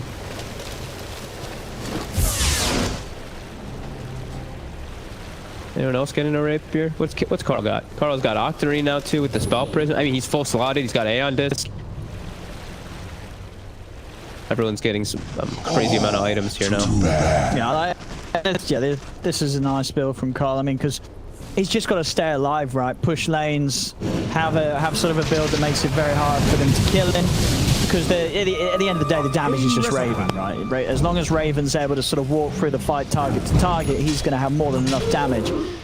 Yeah, everyone else has just got to sort of stay alive around him. Yeah, it's like Carl's just going to provide some extra like chase and lockdown, and then always the Vessel Aura. That's always going to be amazing. That he can actually always put onto and just be near Gabby. Yeah, no. I mean, a Raven, yeah, Raven's got a second rapier queued up. I imagine this wouldn't be a rapier that he puts in a... Well, I guess maybe get rid of the S and Y for it. I would say it could be a backup rapier. Raven could start, you know, sort of save for rapier and buyback. Yeah, I think he just saves it. I think even S and Y. Do you He need needs to the dual most. wield? He doesn't need to dual wield the Raven. Nah. I think if they get the targets, if they execute, they're going to be able to take that. They should be able to. It's made it. Carl, speaking of execute, very far forward. He's got BKB. He's got a lot to dance around with here. He's even holding on to his BKB charge as he feels that safe, and he doesn't even need to use it. He's able to just walk away from the whole squad of TNC. In fact, TNC themselves, they were using their BKBs. Okay, 60 minutes. Woo! New items. Let's go. Oh, what are we gonna get? Wait, Geek Fam, Force smoke it. boots. Don't smoke. You can farm those neutrals. Get those items. True, but at the same time, you can be like, well, it's 60 minutes. TNC's going to be They might be farming the farming. neutrals. Yeah. So we can try That's a and play. get them whilst they're maybe a little split out, trying to clear some neutral camps. Maybe they think that we're clearing neutral camps. So Geek Fam with a 5-head play. Oh, they're sneaking up. Gabby. Oh, who are they going to find? Ooh, KP caught the blink. KP's out. White on. A real opportunity here on to KP. Ravens moving forward. Tim's going to go for the backline. Ravens, he's moving in. He can't finish off himself. Gabby wants the BKB. He's going to head over towards K. Trying to burst down the car with the Linkers. Keeps the Ember safe. Tim still controlling Cuckoo. Whitemon's down. The Ice Flash comes out onto Armel. K's on top of Armel as well. Yeah, just keeping K safe, but there's the dude. Zephyr gets it down to Armel. Armel's got more for sure. He goes down to Ravens. He's clearing the ball. He goes up the ball. Raven, he's getting stun rolled. They're killing Raven. He gets stun locked in position.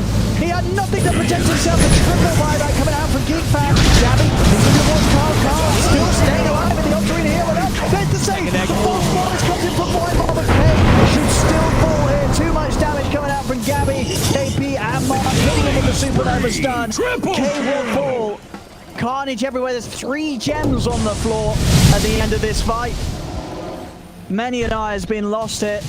And just like that, TNC are back up with a 29k lead. That was 4 buybacks coming out from Geek Fam. Ended up being a dieback from Whitemon.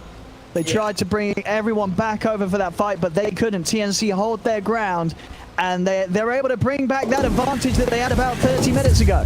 Yeah, and it was like Geek Fam, they actually got their way sneaking up into the high ground, but then they got split up. Raven was all the way on the left side getting chain controlled by both, I think it was just, I actually think it was just KP for the most part, controlling him, and they got Whitemon up on the high ground. They cleared him. Zephyr also dies to Armel afterwards, and from there, March actually has the freedom to cast an egg. Both of his eggs, in fact, gets them off on the high ground. Gabby's able to hold his ground versus Raven.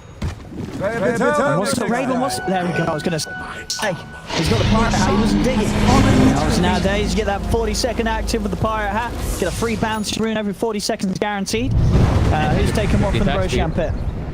Who's so KP got one. Yep. And it looks like March got the refresher shard again.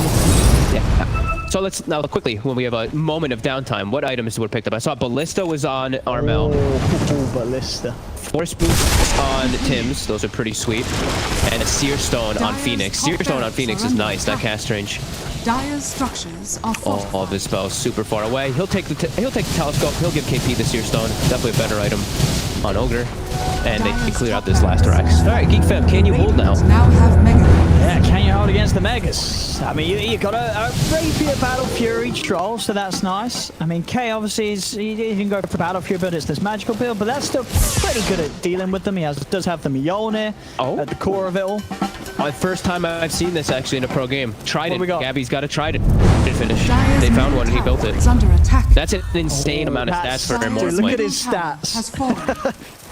30% so many. 30% spell amp? Dude, oh my god. Oh. 51% status resist too. Alright, well, I mean, that's a pretty good item to find on the Morphling.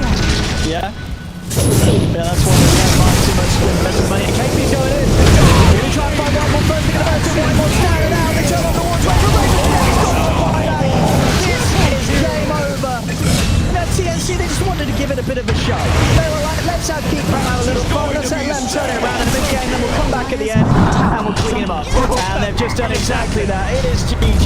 TNC will take this, but it's not without sort of leaving the TNC fans at home sitting on the edge of their seats for the last 30 minutes of that one. Yeah,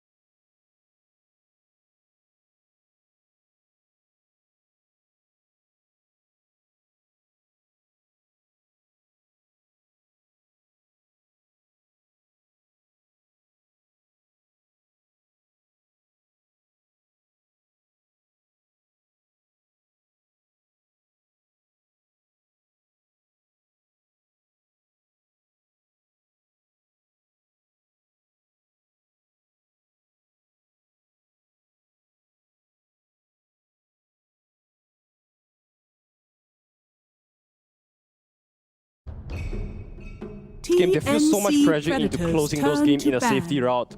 And I feel like playing that much of the safety might come to haunt them anytime in the playoffs, especially when you're up against teams like the Fnatic, like Neon. They are so aggressive in finding all these mistakes of you and capitalize on that. I feel like they have to somehow be better on 10 this, on seconds closing out the games. Radiant team ban. Let's go back to Geek Fam because we know that if they don't Predators win this turn match, to they're going to be ban. knocked down to the lower bracket. TNC, of Radiant course, if they team 2-0 ban. this, they're going to continue on and will have to take on Fnatic in their next match. Of course, that will be very scary.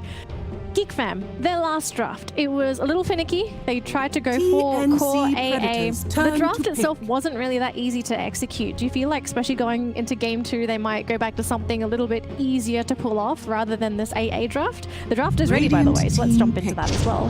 Perhaps because I honestly feel like Geek Fam dodged a little bullet from TNC. I think if TNC played a more crisp game, they wouldn't have even made it to a point where, you know, this AA got a Midas, the side of Vice, and they were able to get a Divine Rapier and launch a possible comeback.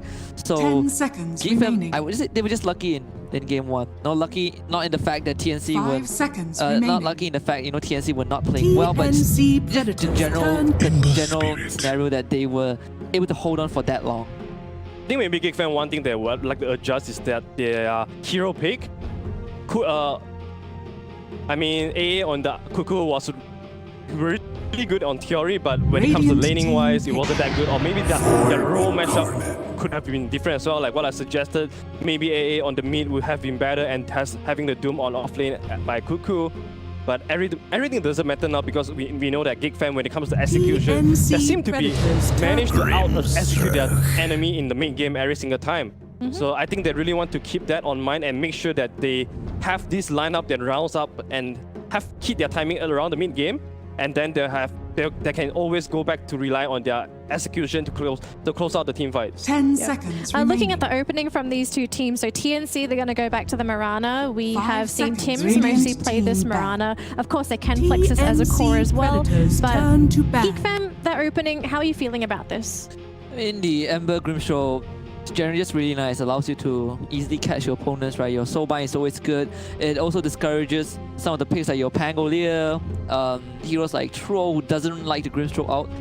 Ember 10 just allows seconds remaining. Ember Grimstroke in general just allows you to play fast. And I think Geek Fam in the previous game, we 5 caught on the Ember, seconds he remaining. performed exceptionally well.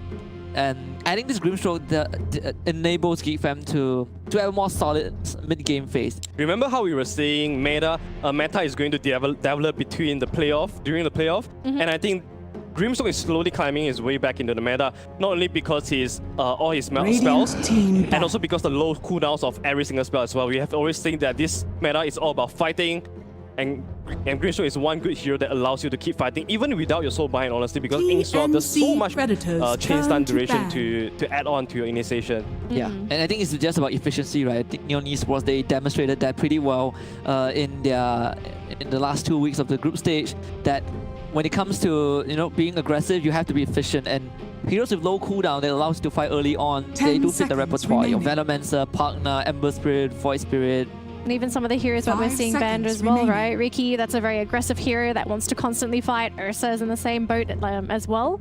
So we're going to be seeing some more bans, especially of these early game fighting heroes. Now, Terrorblade is going to be taken out. I think both teams are going to have to accept the fact that both of them are capable of playing the Terrorblade, but I think Geek Fam, you really don't want to give that away to Gabby. We've seen what he can do with that Terrorblade. Radiant And it also team means ban. that Geek Fam probably don't want to pick the Terrorblade next, because they do have the next pick right after the ban.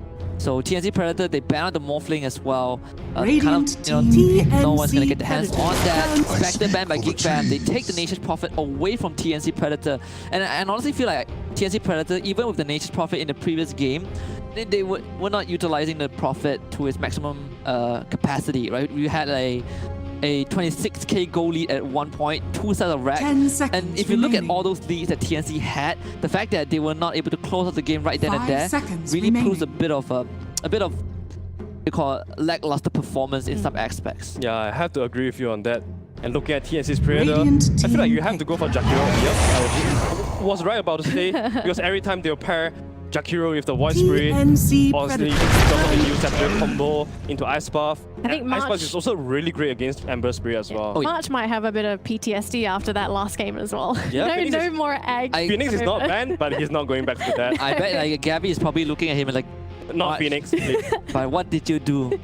That could 10 have been a seconds game remaining. losing, Supernova. But Geek Fam now they're gonna bring in the Tiny, 5 and we've seen seconds Carl on the remaining. Tiny as well. We've seen Carl play the Ember, we've seen Carl play the Tiny, and you can say the same for Zephyr, who has played the Ember 4, I think, in 2 of his games during the group stage. So it will be interesting to see how Geek Fam wants to flex this. Do they want to put this Tiny as an aggressive mid, moon pull out, the right-click Tiny with Echo Saber, Shadow Blade, and so curious. We also saw like DDZ with the Veil, E-Blade, Dagon, Tiny. I think There's a lot of routes that you can there's a go lot of with. routes that you can go. There's a lot of tinies. And Geek Fam always finish their 4th pick with a lot of flexibility. You can very hard to tell which heroes are going to be on whose hand. Yeah. And especially they have last pick right now, so they will always have one pick for them to pull out the TNC gimmick, to pull out the very good Predator. winning condition. Siren. Especially right now, they have seen the Naga coming. You would normally assume the Naga to be the gimmick, but I think TNC, they've got a plan with this. Yeah, they're okay. TB is banning out. TB got banned out. Yep. Offlane got banned out as well. So most of the carry hero are out of the pool. You probably want someone with like a Battle Fury 10 seconds that can clear remaining. out this Naga. So There's also the potential PL that's not 5 banned out. seconds PL does remaining. quite well the against the PA Naga. is also not too bad, Team honestly. back. I feel like the PA can be a hero that Geek Fam might want to consider TNC for Raven. Predators But we've seen turn to Cuckoo play the back. Nature's Prophet as well. Cuckoo is he's mostly drafting for Geek Fam. Most of the times he picks his hero last. But with the Nature's Prophet in the draft right now, they can easily save this last pick for Raven. Maybe even Carl, it depends 10 on what TNC seconds Predator remaining. bans out last, right? They take out the Alchemist. So Geek Fam respond with the Timber Saw. 5 This seconds it remaining. kind of acts to protect this Prophet pick, also acts to make sure that TNC Predator doesn't dominate the lane. Yeah, also another thing is that Geek Fam right now, they can choose whether to put Raven on the Nature's Prophet or to pick anything that suits Cuckoo, that he feels like he can totally dominate Naga on the lane. If that's the route, maybe he can pick something like the Necroforce that can ram out the tempo a little bit, also kick out Naga off the lane easier, and then they can always just fight. And the Death Ball lineup for Geek Fam is pretty much there already with the Furon and Necroforce. Or maybe they can go for some carry hero on Radiant Raven team and making sure back. that they have another element of late game for themselves if they couldn't close out the game early. Yeah, and I think we've seen this example from was it Neon Esports? Oh, no, from Adroit, right? When they played the Naga Siren. Generally we say Naga Siren is kind of slow compared to other 10 cores, seconds but remaining. Adroit showed us that Naga Siren can be played in an offensive manner. You just have to provide 5 the seconds possibility remaining. of disengaging and re-engaging from a fight to kind of reset a skirmish. And maybe TNC Predator might be looking at that route. They have heroes that complements this Naga. This Jakiro, Voice Spirit Mirana, perfect to follow up with a Naga. And if they get jumped, the Naga gets a song off. TNC It's also easy for Predators TNC turn to Predator to pick. just turn around and probably kill off Geek Fam. Right, so Kunka's going to be the last ban for Geek Fam, and now it's TNC to finalize this draft.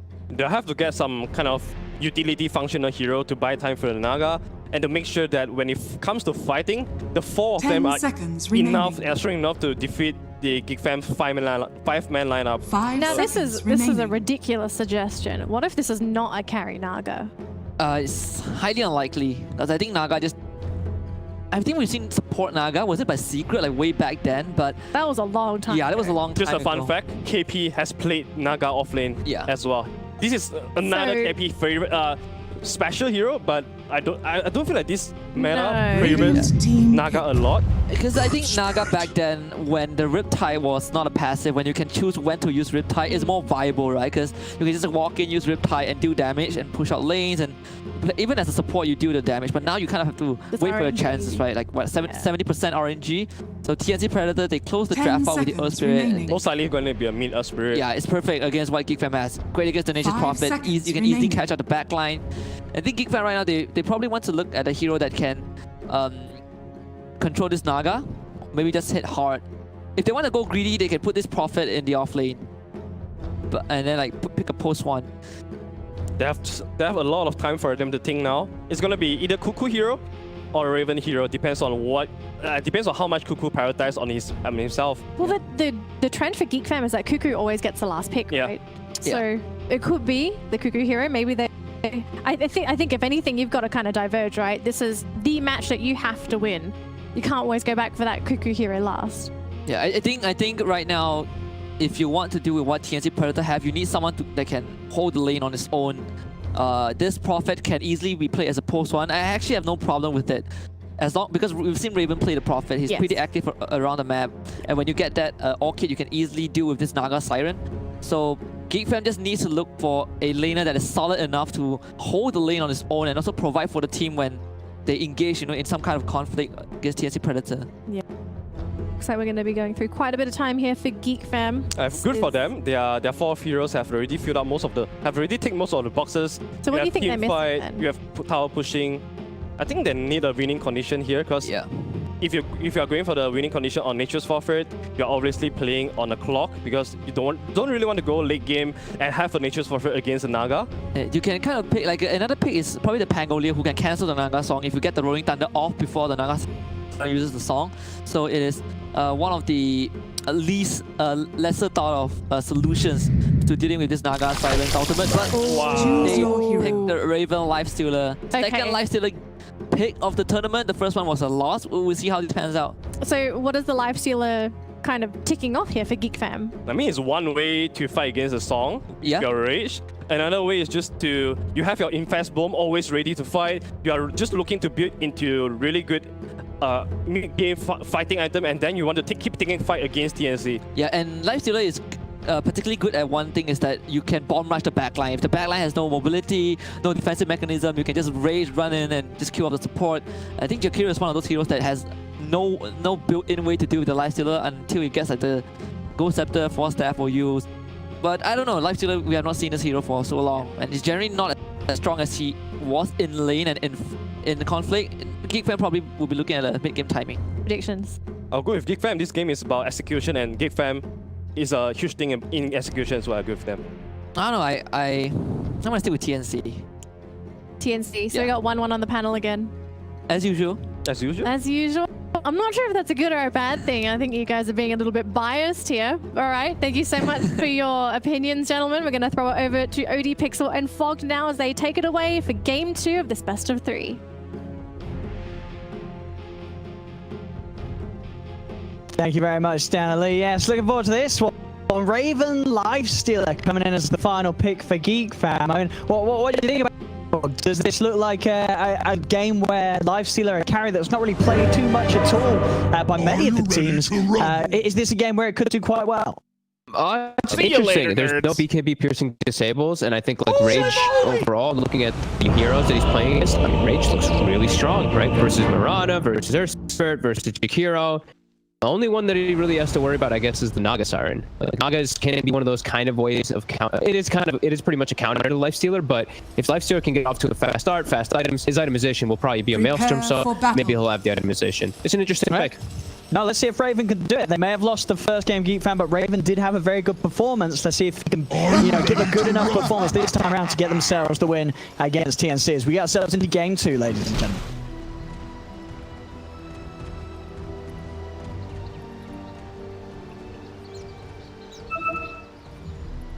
What? Yes, I just did that.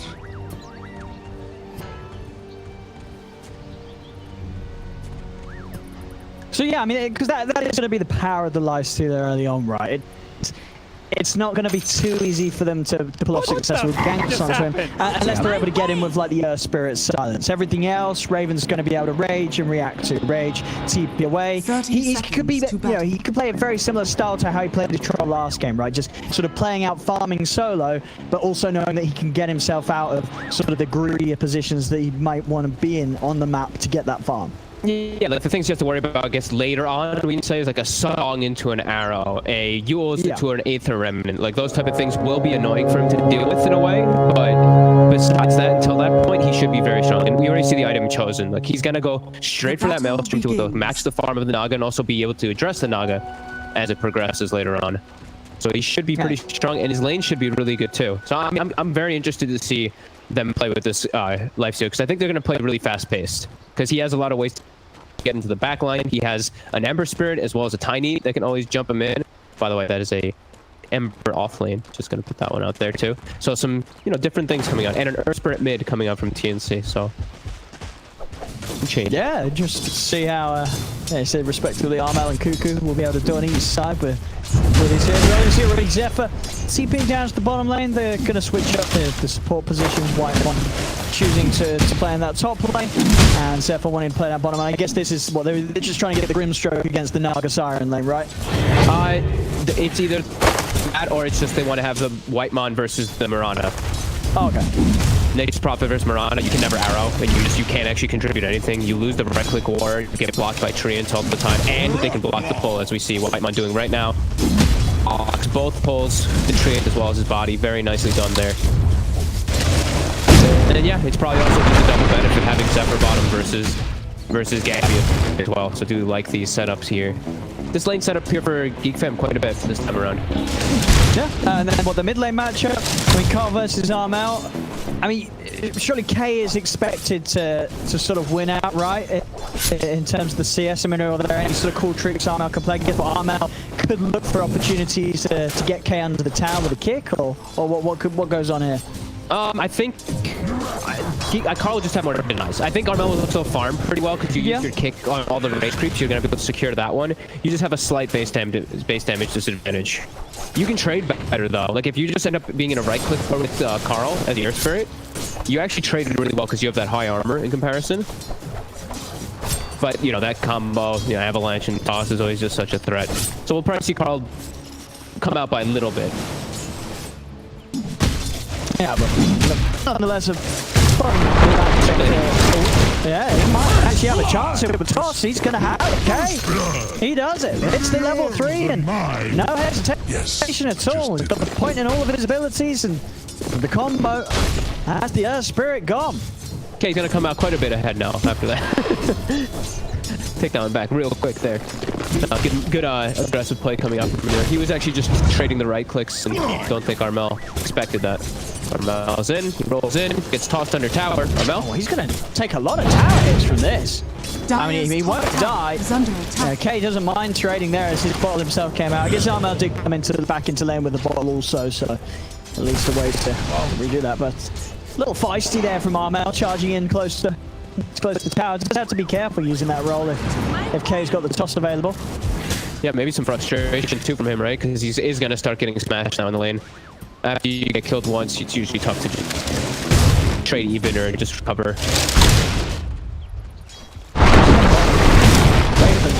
Tempted to go on to March. He's going to try for this. Sets up with the slow. They'll have the stun follow from Zephyr. And with that final bit of slow March, he's got that move speed. He's going to pop the salve. He's got a Tango going as well. And Raven will cancel this. He's got to commit for it. He's certainly going to try for it. And one more hit from Raven. Oh, get the move speed. Marchie's keeping out the range. Open Wiz is back up. Raven will finally be able to claim the kill. But he missed, what, 3, 4, 5, maybe 5 creeps or so in the lane to just chase out for that kill. Might actually have been worth it for March, like just walking away there. They will get a kill, like you said though, Raven. And he does TP back to the lane, so only some slight amount lost, but at least something. March, as he dies, he TPs back mid. We've seen this before. He builds up the bottle. They're also checking with Tim's for it, and K actually won't be able to get Whitemon. This is going to get a kill on Whitemon for sure. K will be able to run away there. Good reactions again. We're seeing this team's very good at focusing around that 4-minute boundary, 4-minute power rune. For good reason there. Allows them to get kills like that, TNC.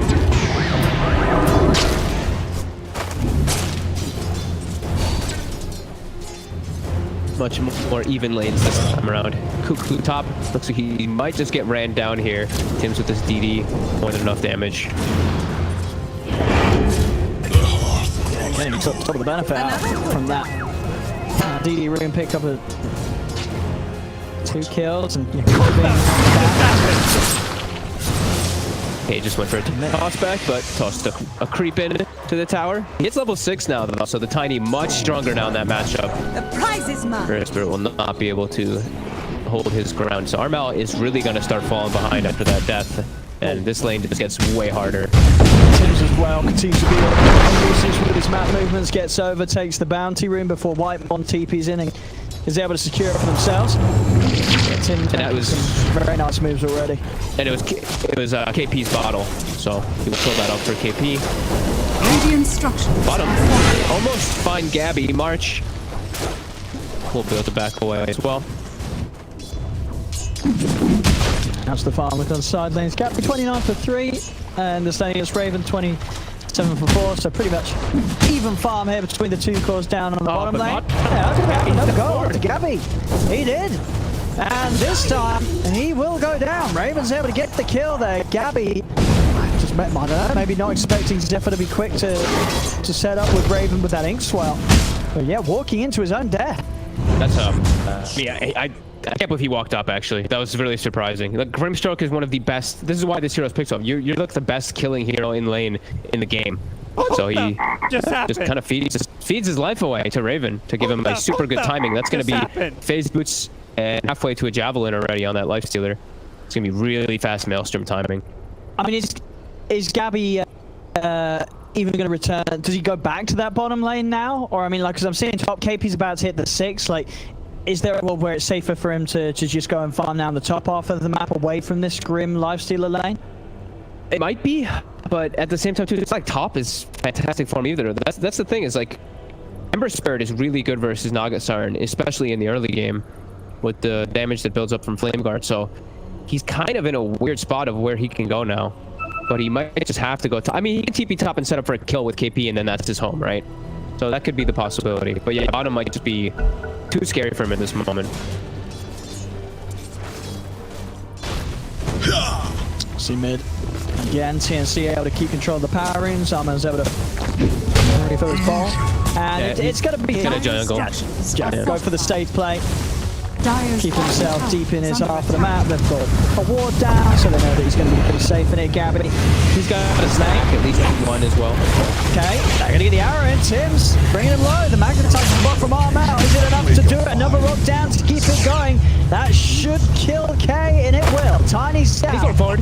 This was a brilliant magnetize from Armel, and with that kick forward, he secures himself the double. A fantastic ult there from Armel as he gets to level 6 online and sets up for 2 kills in mid. Very nice rotations from his supports as well to back him up for that play. Uses all of his stones. He will have them start replenishing, but he did have to commit the entire toolkit there for go for that kill. Cuckoo top, trying to pressure the tower. KP will have his bottle refilled, and Tim's maybe just arrow that catapult to get it out of there. Yeah.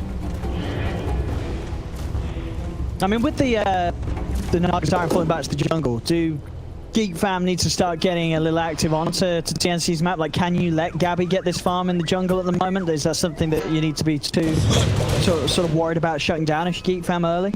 I think K should definitely be doing the move he's doing right now. This is perfect. I think Armel used Magnetize, so you know he can't counter gank as well, and you have a Nature's Prophet on the team. You should definitely take advantage of this time, try to take down that tower so you have easier access into Gabby's jungle. But this is all just Raven having the freest game in the world, though. Again, he did have that free game last one on the Troll. Wasn't able to carry it fully, but this game he has much better matchups versus his core matchups are just way better and just overall matchups. And he's a really strong lifestealer in this game. Armel, unlucky with the rune. Get a very nice grab there. The Remnant into the arrow, but Cuckoo did manage to get Remnant out himself in time. The KP and Tim's nearly being able to combo him down. He will live. Cuckoo.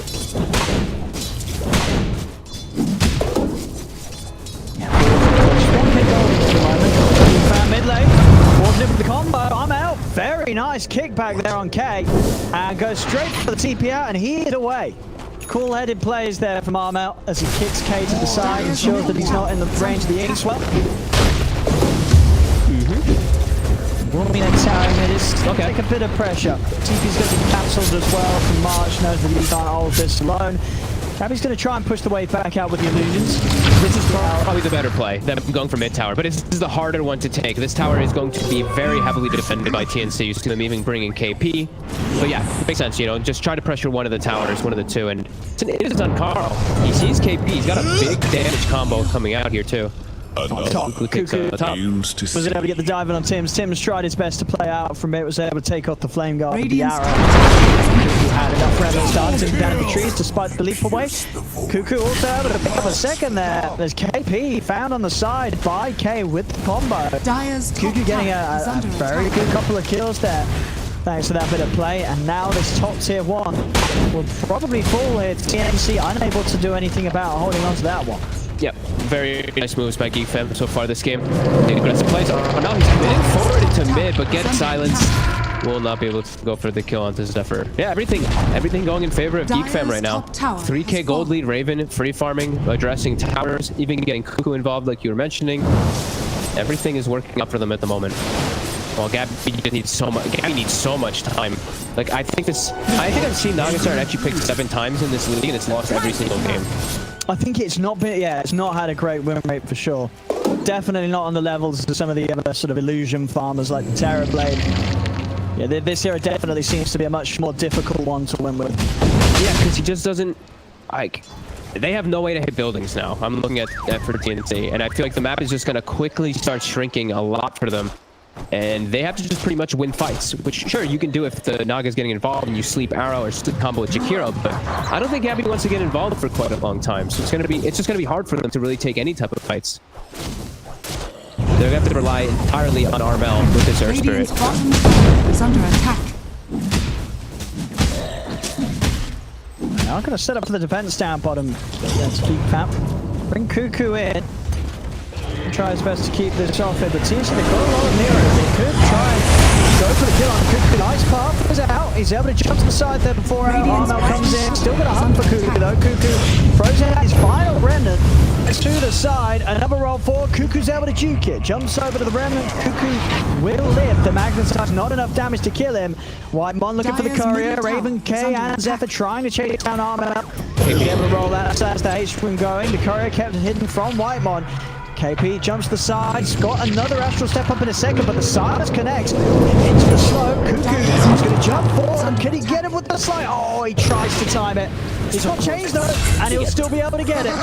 Chains are up in time. KP's TP attempt is stopped. Geek Fam find another now, 8-4, getting the kills here, Geek Fam, and holding onto their towers, making sure that TNC just can't take these early tier 1s. Yeah, that's what's always going to happen. Like TNC, in order for them to take tower, they have to just brute force it and get kills. Because Jakiro, sure, he takes towers when he has higher points to liquid fire, but you never get that build this early. So Geek Fam, they just match them quite easily. Top rune, Armel versus Carl. Let's see coming in from Cuckoo. Ready to fight. Whenever there's an opportunity, he's kind of go for those drums as well to really buff this early potential of the Ember. Gabby, he is taking all the space though for his team. He's actually caught up in net worth versus that Lifestealer. Also finds himself an Iron earlier, one of the better neutraling items for those Ancients in particular. So he is still farming really well, which is something that is definitely going to always be a bit of a concern for Geek Fam. Gonna try and set up for the fight here potentially, Gabby. He's got the cross. They've got the combo that we were mentioning. Does he want to try and set up? He's gonna try. It's small though. It's a Can he small actually catch anyone? I don't know. He's not even gonna get there. Okay, gets the range to Raven and Cuckoo, but now a little bit awkward for TNC to really do anything with it.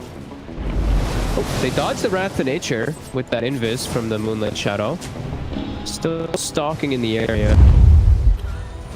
And now the counter is trying to go back in. Yeah, they know that there's no song, there's no sort of protection for Gabby, so Gabby's really not going to want to fight now.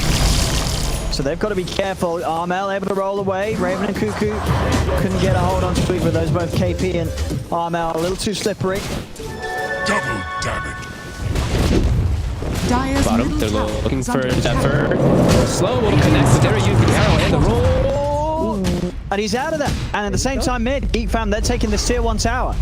And the toss forward as well. Okay, he's going to look for setting up for Raven. Gets him in onto March. It's underneath the tower though. CP down coming to the place. Whitemon is trying to find March. March will fall. Raven's going to run. They lost Whitemon for this. TNC, they're going to be able to catch Raven. Raven will go down. Roll forward from Marmel. He's looking towards K. Cuckoo jumps to the side. This room will be secured.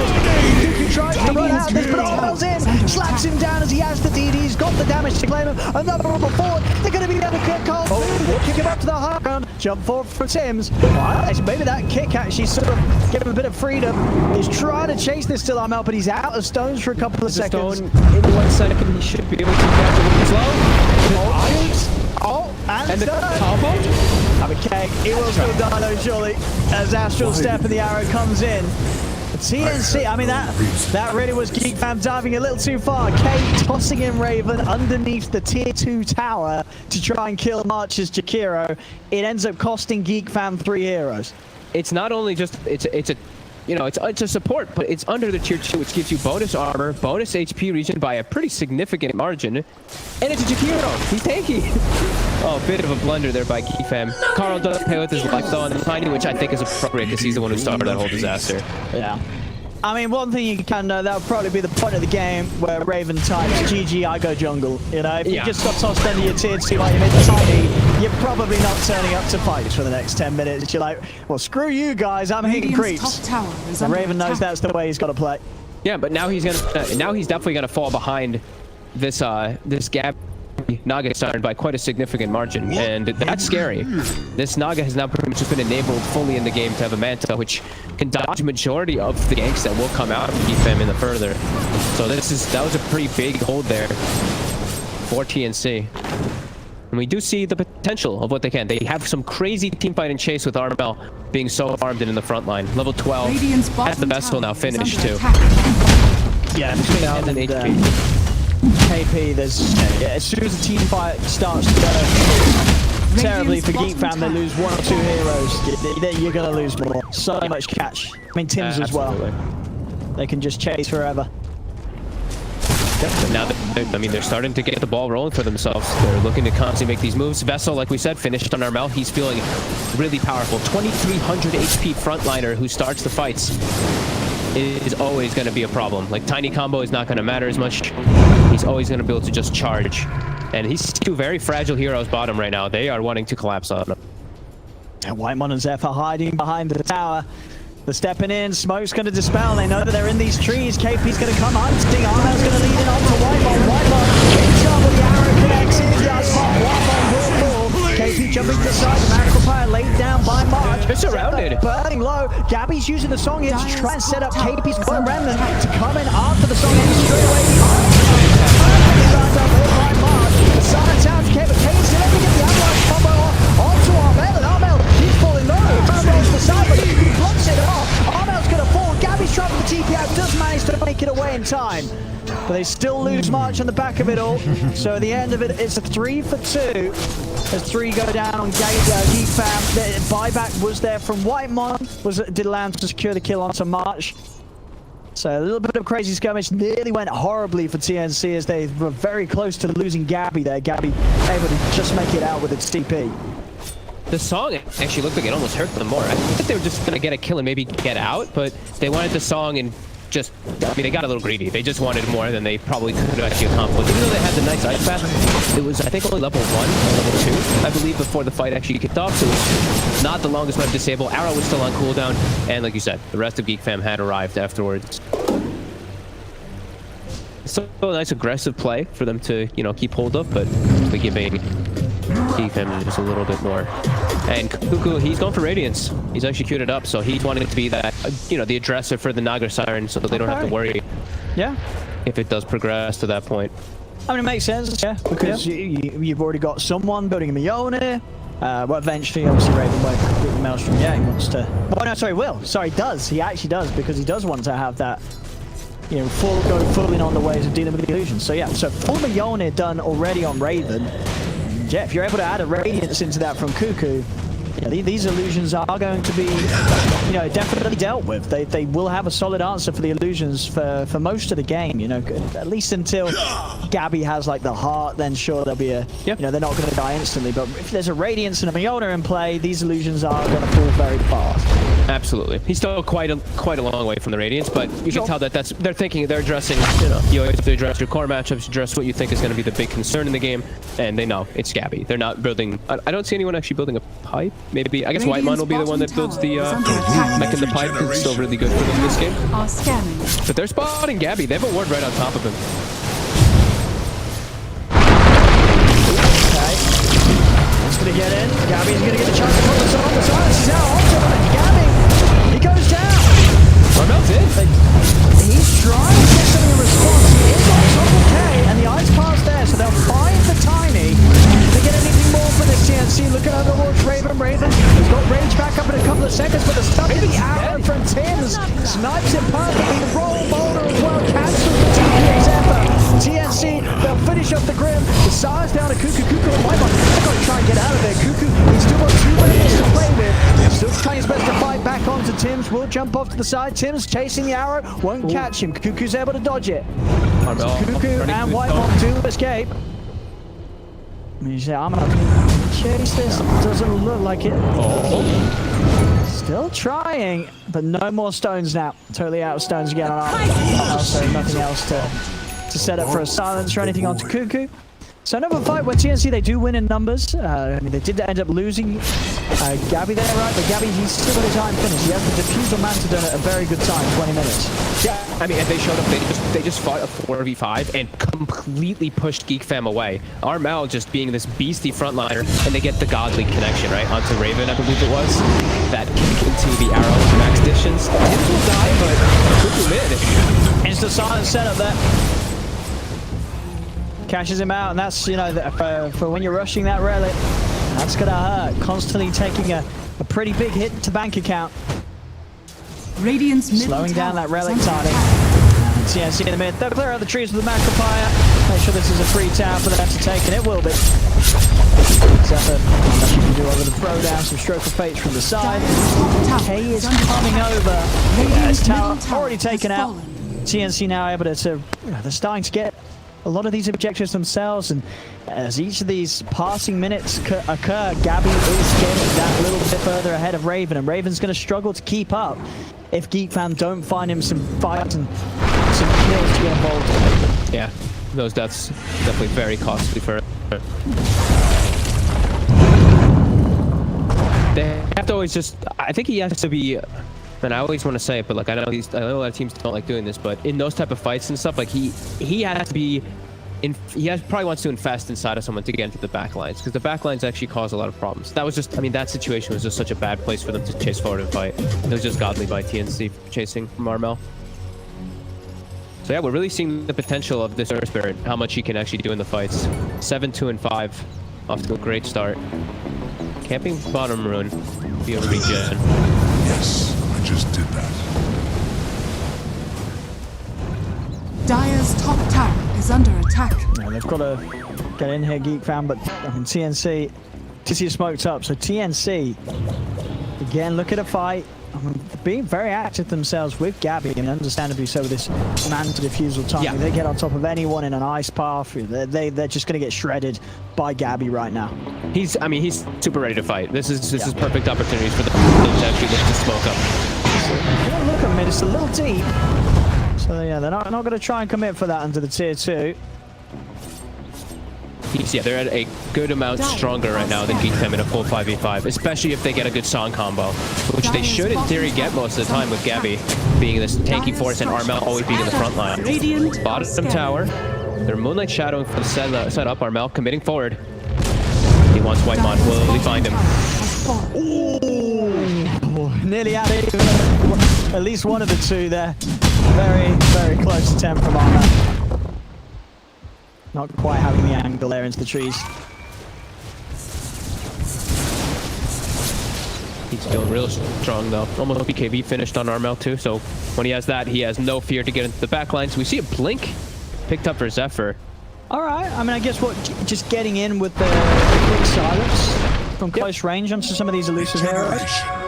Just always, I mean, it's like the best positioning item really for him too. It's always going to be really nice. We even saw, I mean, I didn't really mention it, but down bottom when they get those kills when everyone dove, it actually was the soul bind a lot that did the double toss even. That damage did make the difference. So he just is all worried about his positioning, able to get the double grab.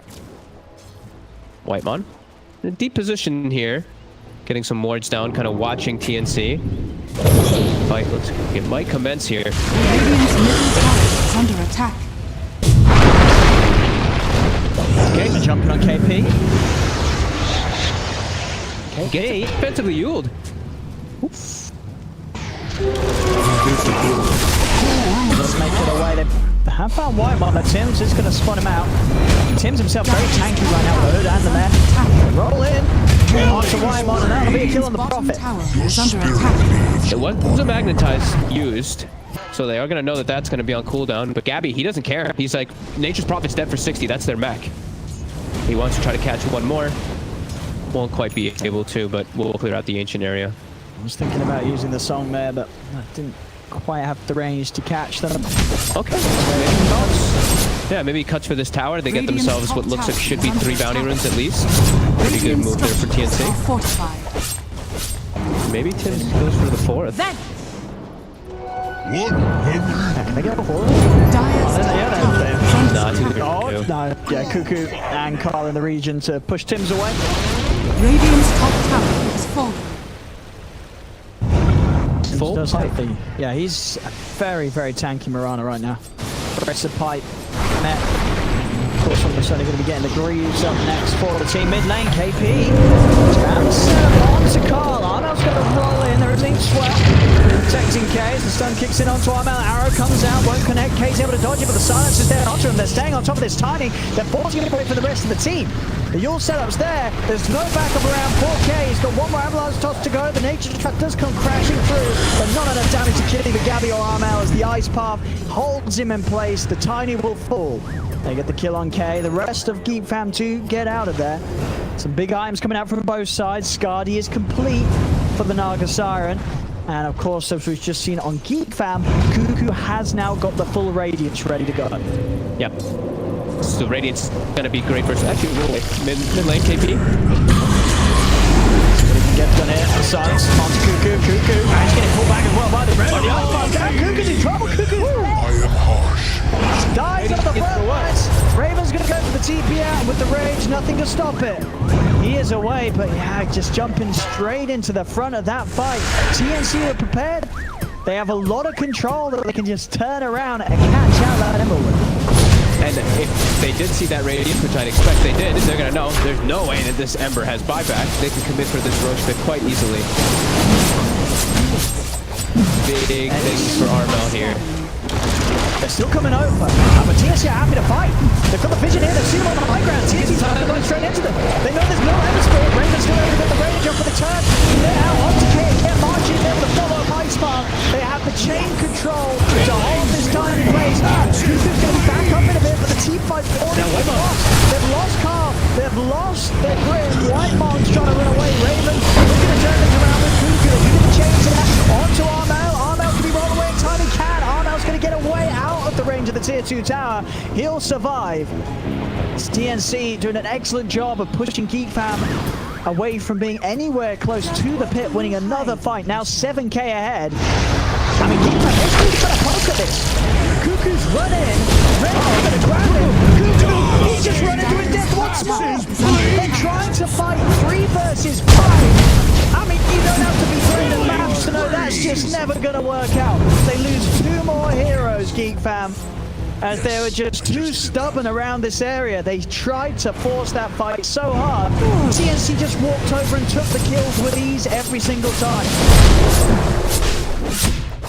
I mean, that was just back-to-back deaths from Cuckoo, some massive ones too. Armel with the BKB just leads the charge, and they just get handed these kills. Like you said, they just have the number advantage. They know how much stronger they are with the constant chase, and they have the control. Like Cuckoo, just gets you into an instant. Oh my God, mid Carl. They're gonna get another. The Yules, as you'd say, the Yules setup. I mean, TNC playing on the, they're playing on the same page. And Geek Fam, they're playing just no coordination. It's just feed after feed at the moment. And Radiant's TNC, they're middle tower booming is ahead. under 9k attack. lead. They've got Roche, they've got the Aegis. Huge times as well on the way. KP only 500 gold off from having a full Aghanims on top of the jewels. They just got so much. Like everyone finishes a full item. Like you said, Gabby had just finished the Scotty. He's on his way toward a heart now. Scotty versus Lifestealer is going to make the matchup super hard. Aghanim is also on KP soon. They're just getting all the items that they needed for the end game. And now Kuku again.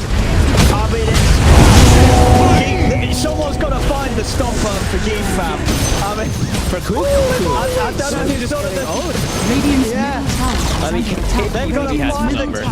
they've got to find the conductor of this feed train, and they've got to shoot him down. It's just never ending. Radiant's middle tower. It must have cut the creep wave mid, but the tower. Okay, backdoor does kick in. Vanish. Oh, cancel the KP, Stevie. That was it. But yeah, Geek Fam need to sort of take hands off the keyboard, have a bit of a breather, you know, sort of gather themselves and go, all right, we need to stop. We need to start getting the team play back together. I mean, they literally did that. People were dying one by one. I sort of lost count. I think maybe even close to 10 deaths in a row between the team. Gabby is stepping very far forward here. Oh, taking the once. If they go the second time, he's trying to head over Gabby. Wants the match, but the silence wasn't after it. Gabby in trouble. He is going to fall. Geek Fam, they get Gabby. They turn over towards KP. KP, he tried to jump away there with the dissimilate. He didn't make it down to the low ground. So it looks like, you know, Geek Fam, they've managed to find their way off the feed train, and TNC, they've just boarded onto it, as they've just lost the Aegis and Gabby's life after it, and KP throws himself in as well. Gabby's just alone, like on an island with his whole team somewhere else. He's just farming ancients like there's no worries at all. I mean, there's some weird plays coming out for sure. TNC may be getting a little bit too happy with the last few moments, just forgetting the game that's going on still around them. Just farming ancients nowhere near your team with Aegis. Geek Fam capitalizes. They get some big kills, and still TNC in very comfortable spot as they picked up, I think, like 2 more plus items on almost every single one of their heroes after those last few blunders. But yeah, they just lose their Aegis and quite a bit of momentum. Yeah, still a big gap for Raven to catch up, and in that comparison between him and Gabby. The only Basher Halberd so far is trying to get the AC up next for his team. Yeah, he's got the sliver as well too, pretty strong. He just has to worry about a lot more things now in this game, right? Like KP, once he gets Ags, Lifestealer's whole game becomes way more difficult. You have to worry about getting chain silenced back to back and not getting rage off in a lot of fights. Like, rage is your saving grace, and that instant silence from Resonant Pulse with 2 charges can just change the entire matchup. And KP's got to have it done any moment now.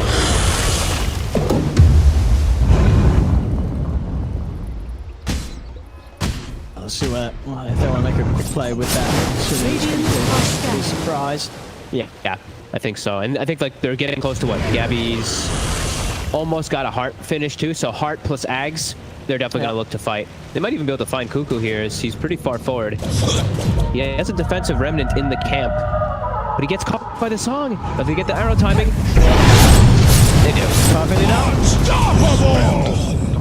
Perfectly done. I mean, as you said at the start, this combo is, there's not an answer to it. If you get that song into arrow, clean setup, you're going to be able to get Picos with it every single time. And immediately with the smoke, they're looking to catch again while Ember is down. Should be some easy kills if they're able to find them. KP zooming up toward the top of the map. He knows someone's going to be up here. I was going to jump on him, but Raven, they get it. KP is able to jump off to the side here. Now to TNC wanting to try and chase a fight. It's March. Arno coming in for the side to look for the easy kill on Zephyr first. Zephyr does have the pipe debuff that was able to be provided by the Prophet in time, but won't save him. Still goes down. They're also able to cancel the TP out from Whitemon. They take down the 2 supports. And TNC is going to push Geek Fam out of the jungle. And they're going to get D wards too because of the way that KP was jumped on initially from that Tiny, so they know that those were there. They take that out, clear out their jungle. And they can cruise now forward. They have some really nice wards here, so they see Raven running back to base at the moment here. So they know exactly where everybody on the side of Geek Fam pretty much is based off that. And like it's TNC, are you sort of happy to relax and go for sort of the next big item on the Naga Siren on Gabby, get the Abyssal, or already with this Manta, Skadi, Heart Diffusal, can you start to think about trying to push up to the high ground and really putting the pressure onto Geek Fam to fight you at their base? I think you just close the map. I think you can just like Naga Siren, it can do Naga Siren things, right? You send Illusion one lane, you send half your hero to another, have your team play between the two. I think you can really suffocate them, but also still play aggressively.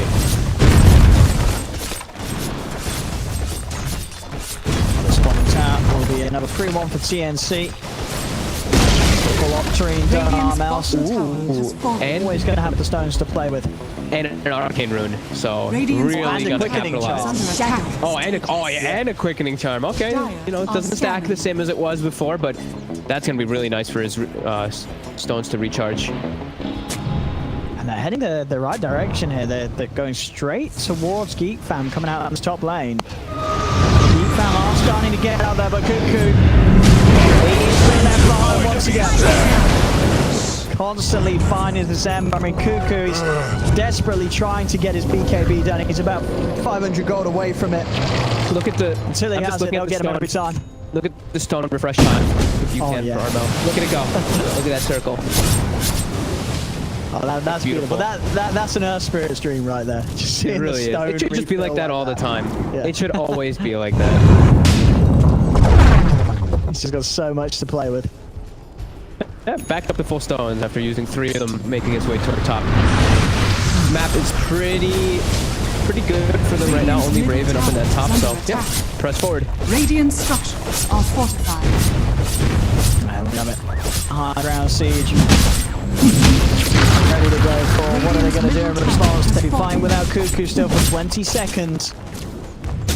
Geek Fam, gotta do something soon. These ranks are going down.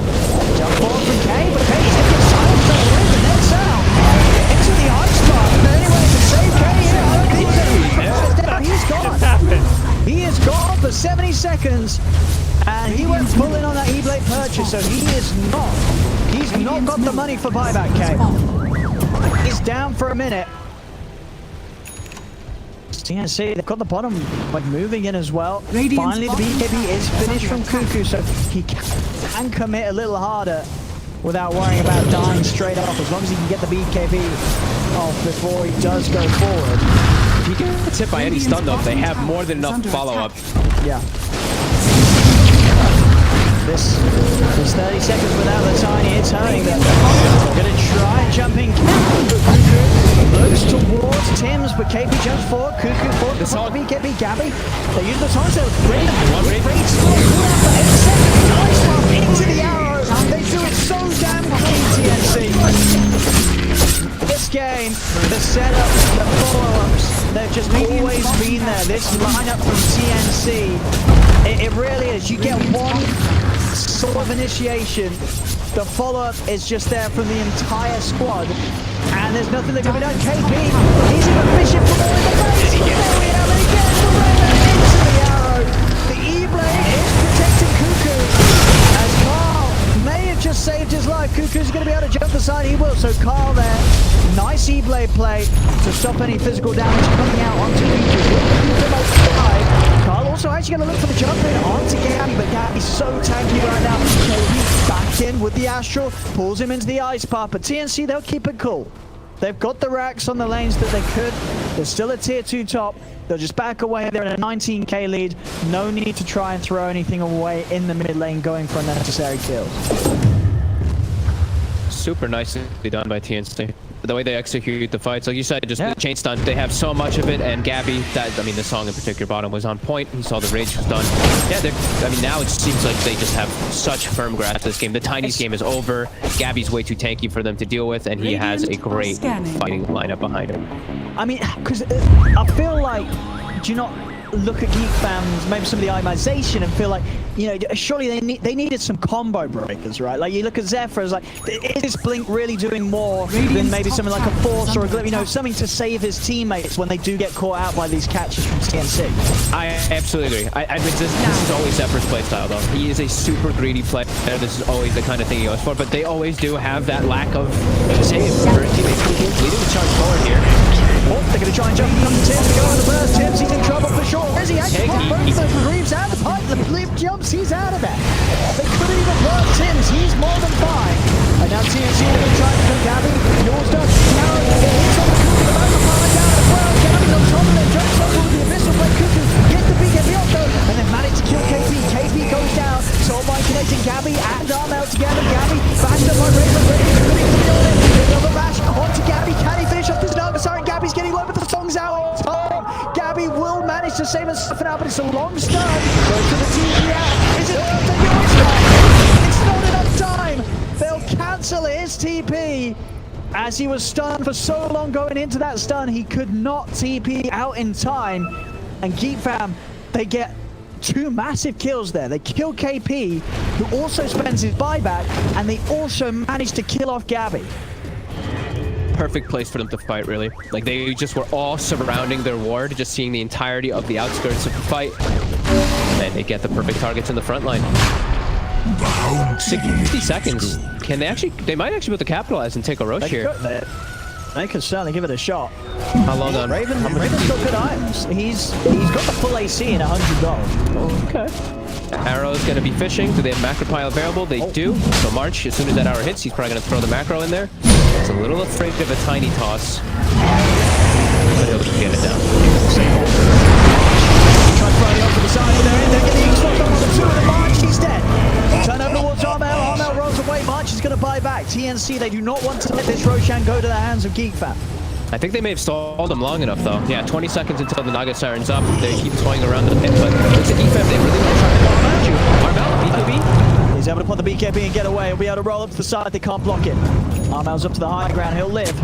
Space made. Still thinking about Roshan, though, Geek Fam. I don't know. This Naga Siren's coming back, and your base is about to get super quick. They gotta do it quick. They've got to do it quick. Dire's has been killed. They're not making it in time. The Naga Siren's TPing over. The Naga Siren's here. KP is going to jump in and start. They jump over on KP. First combo not enough. He'll have one breeze from Tim's. KP also able to dissimulate, jumps back to the rest of his. Sprout put in position, but Roshan powers through it. Turns back over towards Cuckoo. Cuckoo getting silenced. He has his BKB active, ready to pop. It is there. Roshan's so low right now. The managing Geek Fam 20. He's got a hold for a steal. Now they're going to try and go in again. Armel, another BKB charge coming out. Very low cooldown with all that cooldown protection that he does have. Bash out onto KP. Another jump off into the trees. Jumps up to the side of the high ground. But the Gabby, he's going to look to turn it around. Who are they going to set up on? They're getting it onto the Raven. The arrow is there. Quickly done. Punch comes out. He's trying to keep him safe off the physical. Isn't enough to save Raven. Raven, he's getting away. 370 impressions. The Raven will live. He's alive for now. They kill off KP. They turn now over towards Zephyr. Armel still silent. Ice path out, catches out. The control is dying. He's getting hit by the arrow indeed. The creeps are winning it. The creeps are winning it. They've got to get back. They've got to get back. Cuckoo has got buyback. He'll be able to hold the ancient. He'll be able to hold the ancient. They will be able to defend. But the creeps indeed nearly winning the game there for TNC. I can't believe that they get Raven out. Oh my god, I can't believe he gets the infest off. The slight little status resistance he had from the sliver as well as the halberd, he's able to get the, like, he got silence as well from Resonant Pulse after they get the arrow combo onto him. Great E-Blade play from K. These E-Blades, yeah, either way, they still aren't able to actually successfully guard around that Roche though, and their base is in absolute jeopardy now. Yeah, they've got a bit of time here to have their ancient heal back up, but obviously we're having to head back. All of Roshan's benefits going to TNC Tim's with his cheese and Aegis on Armel. Seeing the TNC heroes are just they're so tanky. Yeah, I mean the Tim's Vanguard, Pipe, Greaves. You know you can't kill this man. Oh, and a flicker. I mean, make it even harder for you to kill him. He's keeping the leveler for now, but yeah, they're pinging. Like this, like the Mirana is really a problem. Like Tim's is making them so much tankier in the fights, and it has been like that for the majority. They've really been trying to focus fire him, but he always just back creeps, gets a couple leaps away, and he's always available to for the follow up with the arrow that he's been connecting the majority of the times. Yeah, they're executing just really nicely on TNC, besides the few botched, you know, just random deaths in weird positions. But all their team fights have been nice. And it's good to see Tim's doing this, because Tim's, you sort of talk about how supports like to go. He always does feel like a team player with his item builds. You know that pretty much 90% of the other Mirana players in this position would be going MKB, Daedalus, they would be going for the right click build, but Tim's realizes that this is it's just much more beneficial to the team. And 6-4 and 22, he's having a great game with this build. Yeah, and then he's going to be going for Abyssal later, like versus Lifestealer. So what else are you supposed to anyway do on Mirana? You go your Hex probably, but this is your BKB piercing disable versus Lifestealer, and it's really all just Lifestealer this game now. It's just Raven that they have to worry about and address. So it definitely makes sense to do that as they're backing up, finishing their last few items. They actually passed the flicker to Gabby, by the way, so I don't feel like you're ever going to kill this Naga again now. They've been able to kill him before because of these constant lockdowns and slows, but now it's 5,000 HP with ways to reset and remove those.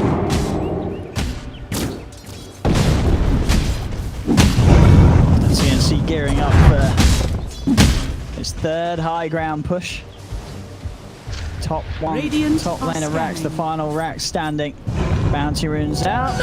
White one is able to TP out, get himself at least scoot down this right side for Geek Fam.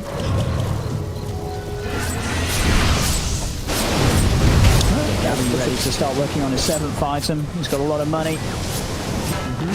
Carl actually commits to his buys a Dagon and commits his buyback to upgrade the Dagon by 1 when he doesn't have buyback now. That's a little bit of a weird one for me from Carl. Dire's structures are fortified. Like he would have buyback, but he bought a 2nd level of Dagon, which has 100 damage. I mean, maybe that 100 damage is going to get them a kill. Maybe. Or a 2nd life. Hopefully he doesn't die. Maybe he'll get the gold for it. As popped the BKB. Yeah, that aggressive dive did spook him enough to pop it. Gonna bring it down after a 6-second BKB. Trying to do their best to hold, but slowly but surely TNC are taking this tier 3 tower down. It is falling. Whitemon is going to try and get a division from behind. And he comes out with the TP, he's able to get it here on the cliff. Let's give him any information about the fight with K. He's going to jump in.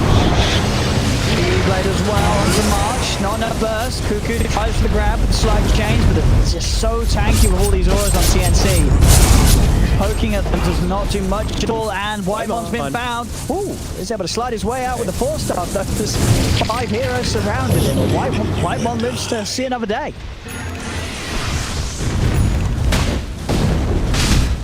Okay, we are going to have Gabby as well standing up. I mean, he himself he has got the money to rely on. Goes for that nullifier, sells up his diffuser blade to get the slot for it. And here's Cuckoo. Another save. This is only one save that K can continue. Will help people live. Tower does go down though. They're making slow but sure progress here, TNC. Was Geek Fam just not really able to just give them the fight they need to try and slow down his rapid gun and let it out try. Damage, can they do it? They've got him caught here. Do they have the damage? They're committing with the BKBs down to half HP. Can they bring him down the master there? Raven's got the damage. He's able to take him out. Gabby goes down. Arno tries to roll away. Tim's pops the cheese. But KP picks up the double kill. The silence of that onto Raven. Raven will fall as Raven went in on that MKB purchase, meaning there's no money for buyback. Cuckoo comes back forward to try and slow down the remaining 4 of TNC, but there's not much more he can offer as he has to slide back to the side. They're without K, they're without Raven for a full minute. Got fortification, Cuckoo still trying his best. Charging in, KP lays down a remnant, won't catch Cuckoo. Can Geek Fam really hold with just the 3 of them? Sure, there's no Gabby, but still the rest of TNC is so strong right now. And TNC, they'll be able to do it here at the top. they'll take this final racks as the Mega creeps out against Geek Fam. Fam still trying to poke him on the side. That's Bolt gets him out of the ice bar, but BK needs to put up for 10 seconds. And Cuckoo, he's hexed. He's killed off. Cuckoo down. And yeah, the Ancient exposed. They're looking to close this. The tip's starting to come out. And this game 2 is over and done with. And with that, the series, TNC will be the ones to take it today, 2-0. And they tip Cuckoo after they win.